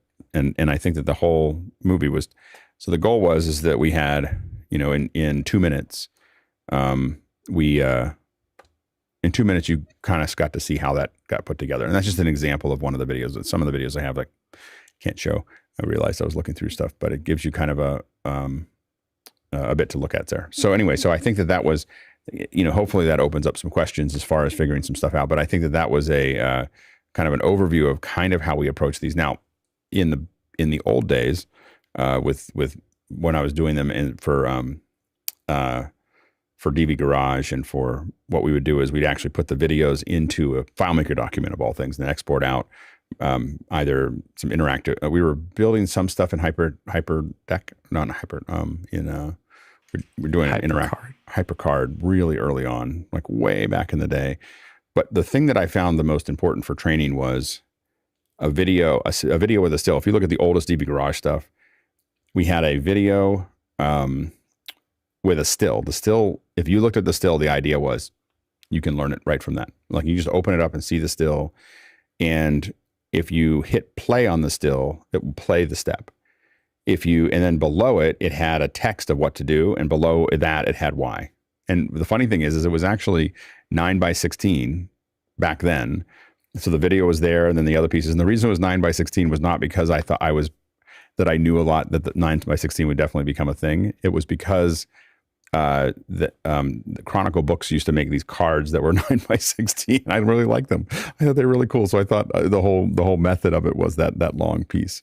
So anyway, so those ones I'm getting ready for this. I realized they're so old because we were using Flash for that I can't open them.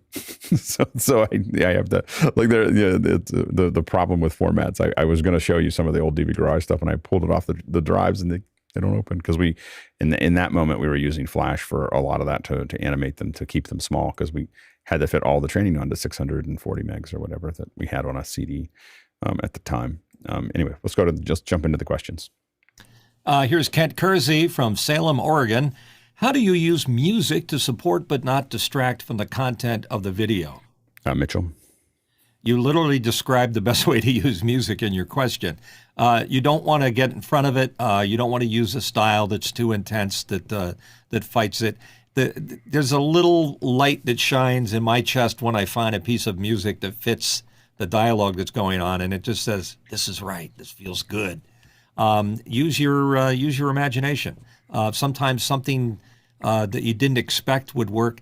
As far as a procedure to do it, I always look for something that works, and then I look a little bit further because sometimes I find something that's gold. It sounds like it was made for it. As you can see with that video, I didn't even have audio. I didn't even have voiceover. I unless you're going to do it well, don't do it. Like that's the thing that I would say is that the thing that I hate the most is cheesy music underneath people's training. You know, if you're going to do something really good and you know, it's going to be really cool or it's going to be super subtle, you know, that's fine. But almost all needle drop stuff is going to sound like cheese, you know, and I like cheddar in my eggs, but not so much in my video production. So you know, just be super careful about it. Like I think you're better off not having music than having cheesy music in the background. And so that's what I would say. And so you know, we've done a lot of stuff where we get composers to come in and do stuff. And sometimes I'll just sit down in front of GarageBand. It used to be GarageBand, but usually Logic now. And I'll sit down and just play with stuff. Like I'll just go in there and just goof around and it's kind of like just fun, you know. I'll just think through some stuff and I'll have but it's usually really, really low end, you know, just like in the background to fiddle with stuff. But I tend to want a composer to do something, or I want to play with Logic. And there's like, especially if you have a good loop collection and, you know, synths and stuff like that, you can have a lot of fun with that. And I'll take stuff like I had one for a long time. I was taking this Imbira song and I was slowing it way down and then putting other instruments into it. And you just heard this kind of like clicking stuff that sounded amazing. so that's, and it's you know, I don't think there's any copyright for it because the song itself is 1,200 years old. Next question. And the next question comes to us from Morgan Price in Victoria, British Columbia, Canada. When would you break up training into multiple videos versus one longer video? Go ahead, Guy. Yeah, it really depends on the subject. I mean, if it's like putting together a Boeing, 777, it's going to be, multiple days of content. So if it's a multi-day, usually every hour or so would be a nice way to chunk it down. Otherwise, if it's an hour long, then I would probably chunk it down to 10 minutes. I'm going through an NDI course right now, the NDI Performance Networking New Tech course. It's 18 minutes per chunk. It's 8 hours of training. I'm going through some of the AWS learning stuff, and it's about the same. So I find that 20-minute mark is pretty comfortable for most people, even on the master classes that I'm also a big fan of. I find that they chunk them up into 10, 15 minutes. So that seems to be a comfortable weight where you could segment it out. So that's a big part of these is, creating the outline, figuring out where those natural breaks can be. And it also gives you a nice transition point for, your shooting. So if it's different locations or different close-ups or different parts of the machine, it gives you a natural segue. And for me, it's less about time and more about content density. People will watch something for a long time if the content density, if things are moving. And what I'm really picky about is moving quickly, from one thing to the next, and to really tighten it and people will watch it for quite some time otherwise. But I think that, our standard practice is 5 to 6 minutes is the outer edge of a video. I'll usually give you another one after that. And so with DV Garage stuff, it used to be 20 minutes, but I found that I was almost incapable of watching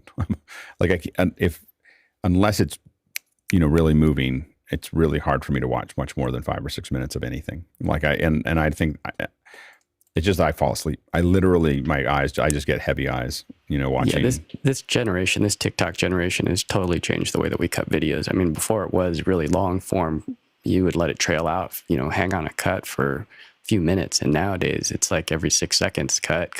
So lots of cutaways. Or that's why I like the live to tape with the ATEM minis, is because you can sit there and you can see the shot, take it, bust it up so that it does appear to move faster. And it's one of the reasons that I love, I love using Keynote for that kind of thing too. So when I want to do something that has lots of cuts that I don't want to edit, I build a Keynote document. I just talk over it and just run through the whole thing. And there's all these little things that happen and everything else. And that's a lot faster than me actually trying to edit it and animate the graphics and, everything else. But keeping that information flow going really fast is super important nowadays. Like when people go, I'm going to stand in front of a video camera for 10 minutes and tell you something. So not interested, not interested at all, and I did videos 30 years ago for people who would just basically do a PowerPoint and they would talk over it and have stuff up there. And I was like, this is another form of torture. Go ahead, Craig.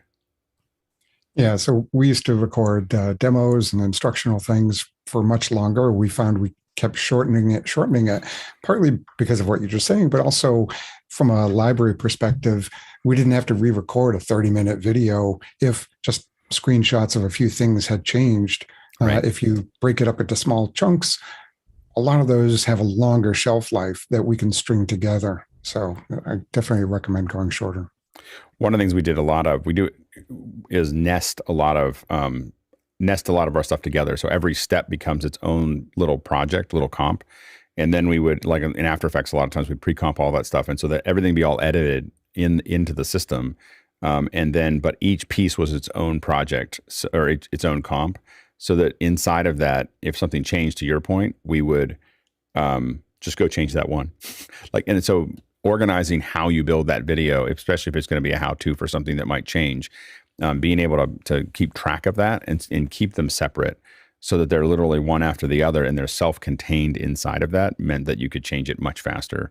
Although in the end, a lot of times there's a ripple, that you've changed this and now all these other things have to change, but not always. And also it's when you make mistakes, you get feedback. One of the things that we noticed was in our playback for the stuff on one of the platforms we were working on, we could see spikes in playback.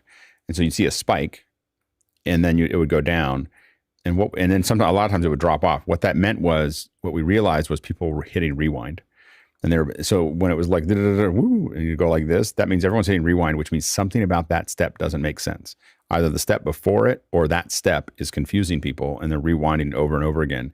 And then what we would do is we just go we'd go fix that. We'd add some little extra voiceover or we'd add a little arrow and suddenly that would go down.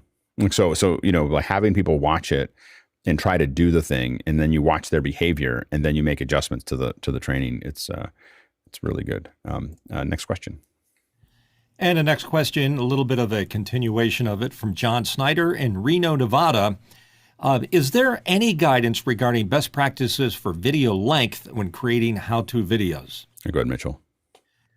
I believe 10 minutes is the longest anybody's going to watch a video of any kind, whether it's a how-to or a corporate HR video. I don't care what it is. 10 minutes is it. And best practices, I'll edit it for 10 minutes, and then I'll edit it again, and then I'll look at it again, and I'll come back and edit it again, because there's always room to edit, because these shows are never finished. They're just abandoned at some point. Go ahead, John. As short as you need to cover the material and no longer. So it can be 2 minutes, it can be 10 minutes, but do it only as short as you have.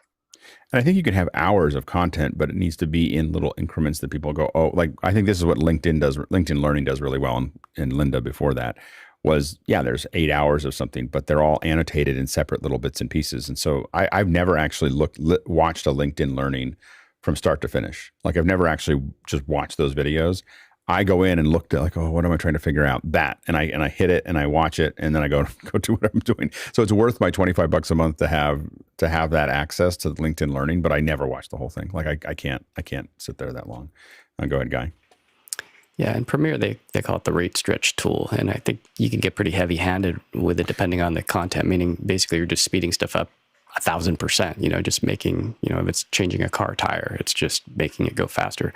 But then again, there's other materials like the AWS stuff. I wouldn't want it going super fast unless it's, some kind of render or something like that, where it naturally, the computer takes time. Then of course I want to shorten, collapse that time.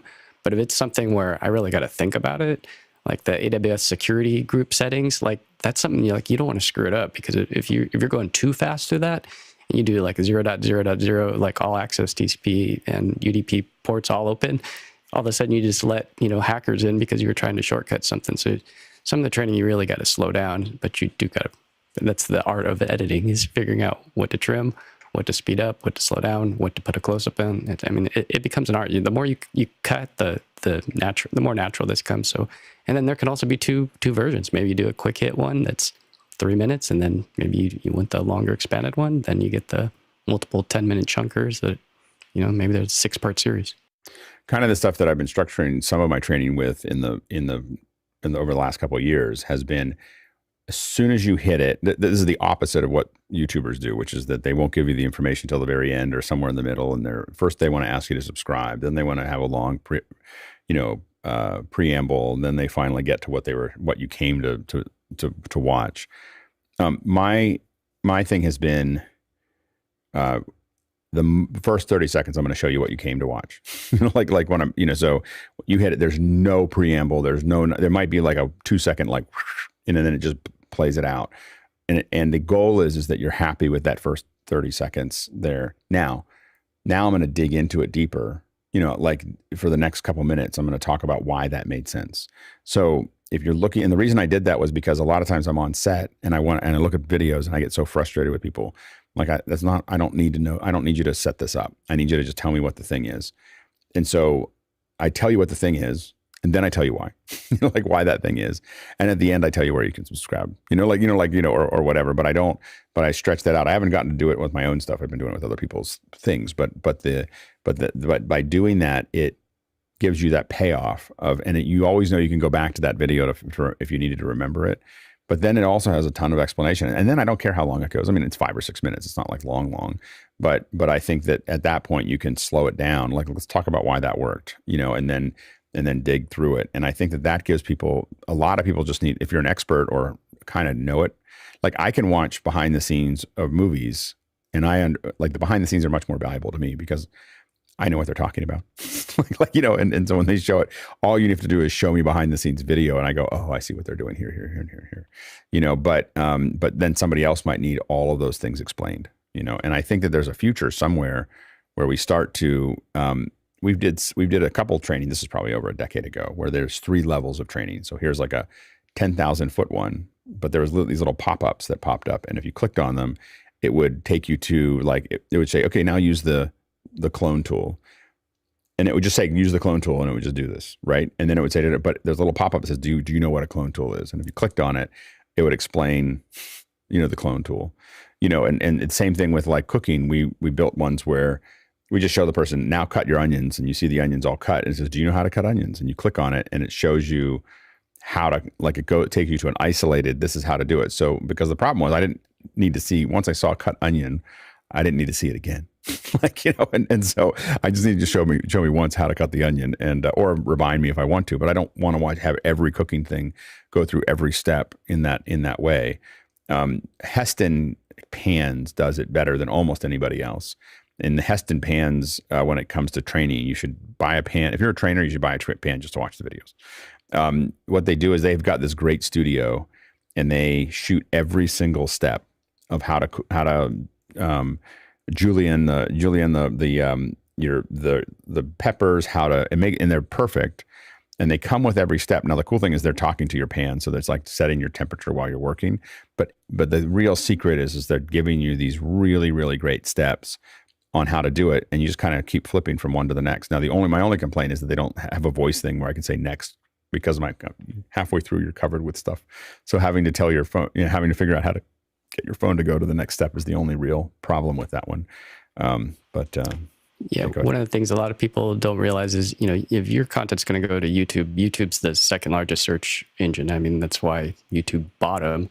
And a couple of years ago, the format was put a big long intro on. Now YouTubers they've learned that people don't want to see that big old intro. So it's like, like you're saying, get right to the heart of it. And like ideally even collapse that down and just show, tell them what you're going to tell them, and then tell them what you told them format.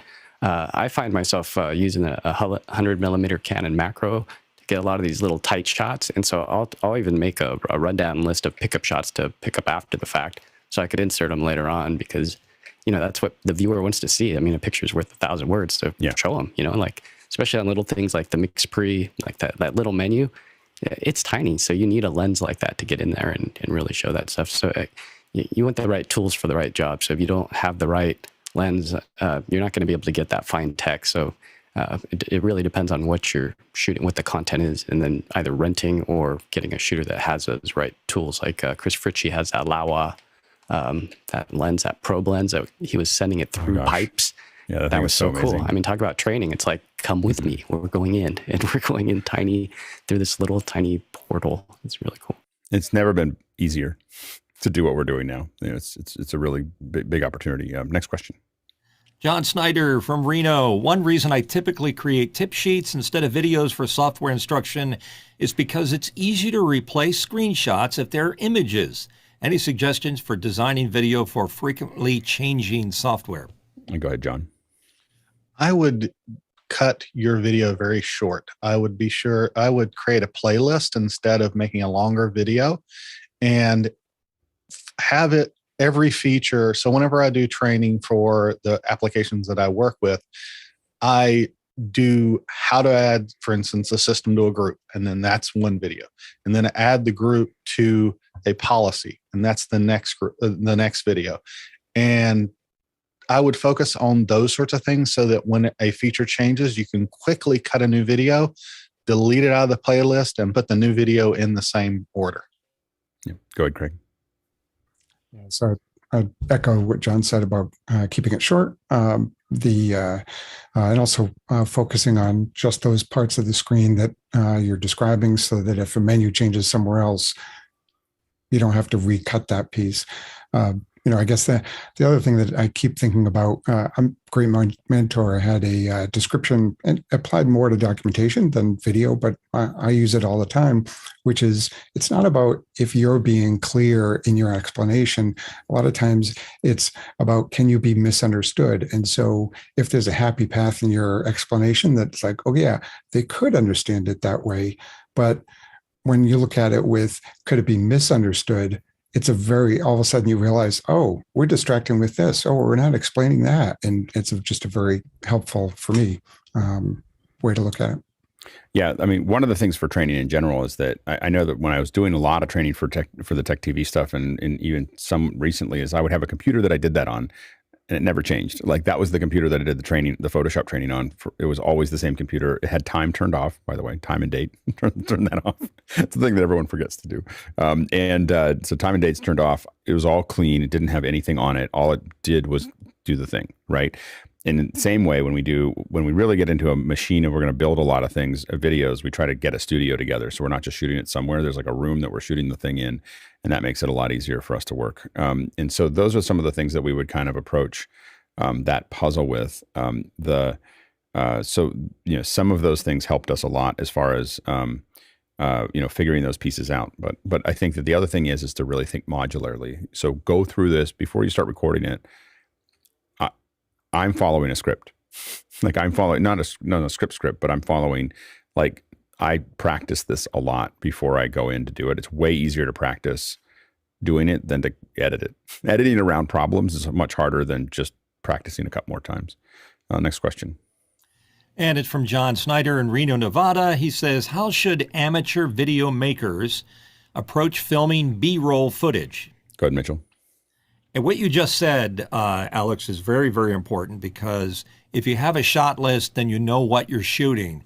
And if you're a good shooter and if you're an amateur and you're getting started, you have to think about coverage, and you can't do everything all at once. Some things you have to come back to, because it's like Guy said, a macro shot where you're going to go tight, or you got to go to a screen, or you got to go to a product demo.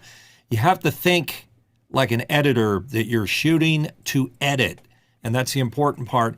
And please, no jump cuts.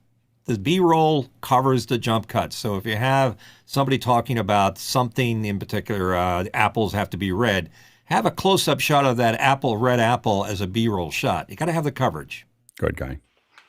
Yeah, if you're shooting B-roll, please just give me one static still shot too. Don't go messing with the camera, trying to be all fancy and doing these rack focus shots where you're attempting to hit and nail focus like you've been doing it for 30 years. Because then I'm sitting there editing, going through all your stuff, trying to find the shots that are stable and that I can actually use. So I'd say try not to get fancy, and then focus more on the lighting, and then look at what other people are doing, and maybe take some screenshots of those. And so that you know, like let's say it's Curtis Judge. JB just mentioned him. Curtis Judge does a great job of getting in all these close-ups for his B-roll. And if you like those kind of shots, just, beg, borrow.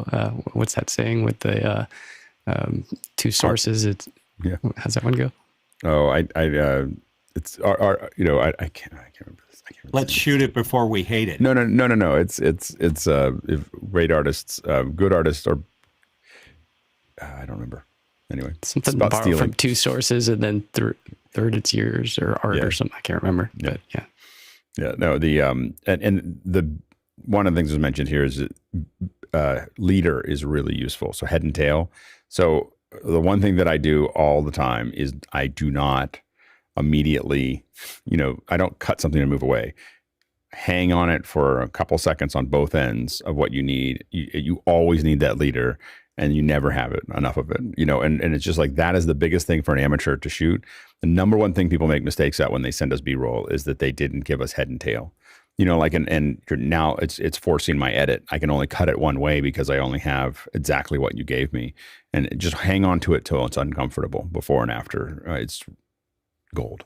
You can always tell someone who's done a lot of B-roll, because I got tons of head and tail, and to Guy's point, not a lot of movement. For the B-roll, that's usually not what we want. We might design a couple shots for B-roll, but that's kind of A-roll inside of it. Like if we're designing a big shot that's going to go through, that's a design shot. But the B-roll stuff that we're picking up as pickups, we want that to be relatively static, lots of head, lots of leader, and really makes it a lot easier. Next question. Morgan Price from Victoria, British Columbia, Canada. How are people posting and sharing those quick and easy internal training videos? Go ahead, John. We use Microsoft Stream. It's part of Office 365. I'm not sure how great of a platform it is, but when you work in an enterprise environment, you use what they give you. Yeah, go ahead, Craig. Yeah, so we'll often, unless it's like a super secret video, we'll just put it on YouTube, but not list it. So unless you have the link, you can't find it. And so then we'll have we'll have a list of all the links and pointers. Yeah, YouTube, Vimeo is also another one that you can actually put passwords on. And then for big companies, a lot of this stuff is done with a company called UStudio. And then the bigger one is Kaltura, but UStudio is a great solution. They do a lot of internal content distribution for large corporations. Next question. Douglas Carmichael is here, and he says, if you're demonstrating a software-based process, would ScreenFlow be an appropriate tool for capturing the raw screen content? Go ahead, John. So about a year or more ago, whenever I was looking to set up my own channel, I went to the panel and asked them what I should use, and they said ScreenFlow, and I've been using it for my channel now for about a year, and it's been working great for me. It allows you to really zoom in on particular scenes, and even captures video at the same time. So it works well for my workflow. Yeah, I tend not to use anything that records on the same computer just because it takes up more resources, and so I have a tendency to always have it going out to something to record. So I still use an old Pix 240 for a lot of my stuff because it comes out as a file and it's just there, and it doesn't take. It just looks like another monitor to the computer. So that's the only thing I would consider if you're doing something that has a lot of resources that requires a lot of resources. Next question. And it's Morgan Price from Victoria, British Columbia, Canada. Any best practices from the panelists on editing live how-tos into a tighter version for future watching? The joys of live can be painfully pre-recorded. I don't like. I feel like you shoot what you want. Like the live version should be the live version. I think that it's really hard to take a live version and cut it down into something that's useful. I think that you really want to think about shooting it again the way that you need to make it. If you really want to have the greatest impact on the viewer, it's to shoot it for that format. And the thing that I've definitely learned shooting these things and doing TikToks with my kids is like one of the best places to get ideas about how to cut something down is watch TikTok. Just do a search for how to, or cooking, or whatever, and just watch some of these guys. They're just masters of it. Like there's some masterful edits and they've learned how to illustrate with that, and I think the worst thing that's happening in TikTok now is they're making longer videos. It's kind of ruining the whole platform. But the short stuff is, I wish as a user I could say I don't want to see anything longer than a minute, because the 3-minute ones to me are just an eternity. Next question. Can't hear you. It's Ted Claudio from Quezon City, Philippines. I would like to do a how-to live. What are the best practices, tips that you can recommend and share? Go ahead, Mitchell. I'd say practice. Do not roll the camera until you've been through it at least 3 times, because there's nothing worse than wasting time shooting something over and over and realizing, oh, I'm not ready to do this, I'm not ready to do that. If you practice, then you'll know where your areas that you need the coverage, but just do it and do it and do it. And when you have it down to the point where it's so natural, then roll the film. Good guy. Yeah, exactly. It's just rehearsals, just doing it over and over again, making sure you have all the tools. And I try to also do it at the right time, because it's 9 o'clock and my Roomba just turned on. And so now you get to hear Roomba cruising around. So rehearse at the time, because the lighting can change, the sound can change. So I'll leave it right there. Good, Craig. Yeah, so we've actually been doing a lot now where we'll record a video or how-to or whatnot for 2 or even 3 minutes with the audio soundtrack. But a lot of times we'll be demoing it live, and we'll just cut to that, and whoever is live will speak to it as if they're doing it, and the audience has no awareness, but it just creates that repeatable process that we can do that over and over again. A lot of it's camera angles for us. And one thing I will say that helps a lot on a live shoot is a jib, like a little jib. You don't have to spend a lot of money on it. I can't tell you how much time you waste moving your cameras around. And it is it's just devastating, to a lot of this stuff I'm going to see if I can find this really quickly. And but we have, it was really like life-changing for us when we started doing, when we bought a jib. We got an easy jib. It's like $2,500. It's not very big. There's nothing special about it. It doesn't have a remote head. There's all kinds of things that I would love to add to it. But what it means is that I can have a shot over here, and then I can have a shot over here, then I can have a shot, and you can coordinate that. And it's not like you're doing big establishing shots, sweeping down, or doing anything special. You're just getting the camera where it needs to be quickly. But I really also like, to what Craig was asking about before, I love overhead shots that are right over my shoulder, like right outside of my shoulder. So right out here, right off frame, coming right into what I'm trying to shoot. I like the POV of my POV looking at it, because then your right hand is in the right place and your left hand is in the right place. And so when people are trying to follow along, it's easier for them. Next question. Love those jibs. Next question comes to us from Douglas Carmichael. What apps could you use to film edit on your iPhone?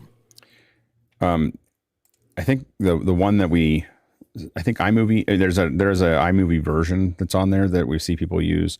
Also the Enlighten from Facetune or whatever is a very popular one with TikTokers anyway. A lot of people are doing that. Adobe has Rush that's out there And I've never seen anyone use it. They do a lot of advertising, but it is not made. My kids use clips a lot. That's Apple's version of that to make it easy. But those are the things that I've seen people use the most in the platforms. Next question. Mark Giuliani, Washington, D.C. Alex, in the training video you showed, certain parts were faster. Is there a standard speed to use for the faster scenes? You use a certain transition? I just do it until I like it. I don't have any specific rule of thumb to it. I go, this person's doing something repetitive, and I just speed it up until I feel like the big thing is that I speed it up until I don't think you understand it, and then I back up a little bit. Like, so I'll go as fast as I possibly can on something. So when you can see in that one I showed, they're tightening something. Like after the first tighten, you kind of get it. The reason I don't cut away from that is I want to show you that you do it a bunch of times to tighten it in. I don't want to cut away from that. I want you to see it, but I speed it up so that it's still communicated, but I don't hang on it, and so that's so telling you that I can tell you that you did it 8 or 9 times, because otherwise people might have an expectation. They turn it once and it works, right? And then they'll be frustrated. So you want to show the repetition, but you want to show it really fast so that you're not wasting their time. And again, most people will, if you talk to them, they're either a time or money person. Like my wife's a money person and I'm a time person. And so my wife knows where the cheapest gas is in town at all times. And I know every gas station with the right turn in and the right turn out. So the people, and so I don't know what the prices of the gas are. I just know that I don't want to take a left turn because it'll take too long. And so you want people that are time oriented to cut shows, because they have a very short attention span, and people with ADD are really good editors because they get bored before the audience. And same thing with hosts. You get a lot of good hosts are people who get bored before. You want whoever's creating the content to get bored before your audience. Go ahead, Mark.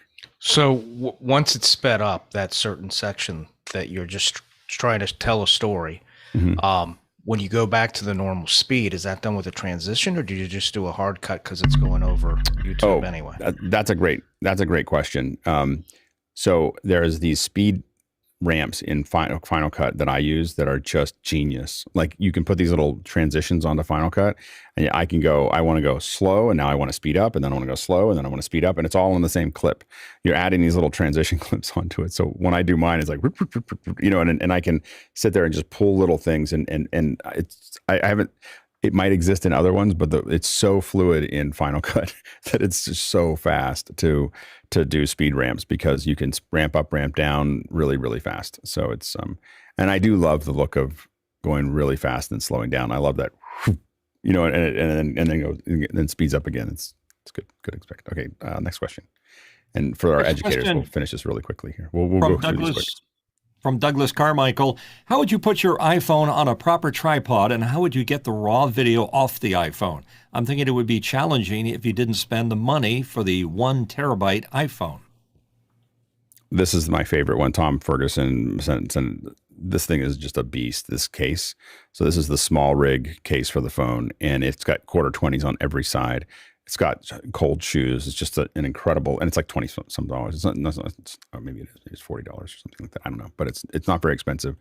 And I would, it's really, really cool. I have the other one that I use is this little metal one. This is the one I bought is called the Wuhodo, but but it's not. They keep on changing the name. It's but it rotates here. So this rotates on its own. It also locks, and it'll lock here like this, but then it has a spring. So it has, I have the lock on you can pull it against the lock, but it's metal things to hold your phone. Is the key to the operation. Last question for this hour. Can't hear you, Mitchell. Currently, I have an iPhone 6S Plus and love the convenience of Touch ID. Would it be worth upgrading to a 13 Pro Max if I'm not using my phone for production? That's from Douglas Carmichael. If you're using it to do training videos, 1,000% get the 13. Like it is, the cameras are magical. Like especially compared to the 6. If you had the 12, I'd be like, well, maybe, but the 13 is insane. Like the macros, all the other things, just an incredible training platform. It's just really, if I was a teacher, the first thing that I would get would be a 13, an iPhone 13 for doing. I would just do all my videos that way. In fact, that's now mostly what I do, is just use the phone for videos. All right, thank you very much. It was good.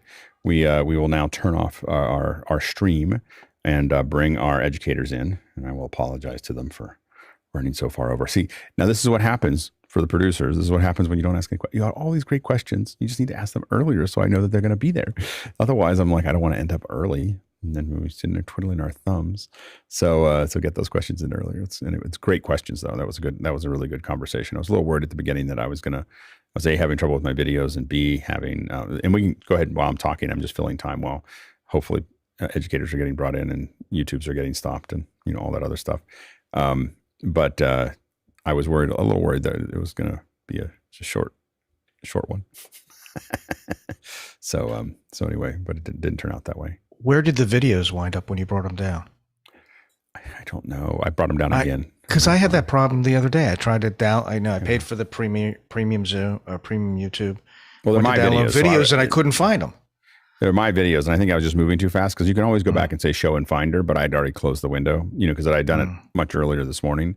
So I'd closed the window thinking, they're in my download folder, and I went to my download folder and they weren't there. And I was like, okay, now I don't know what happened to them. And I was searching around, and I don't know what folder it put them in. Mark, if you're on the Mac, Downey's the app to get to download those YouTube videos, suck them down and put them in the downloads folder. Oh, yeah. This was on a PC, and it was to watch later. And then I read somewhere you can only do watch later on a mobile device. Yeah. So, yeah, exactly what Guy said. Downey on a Mac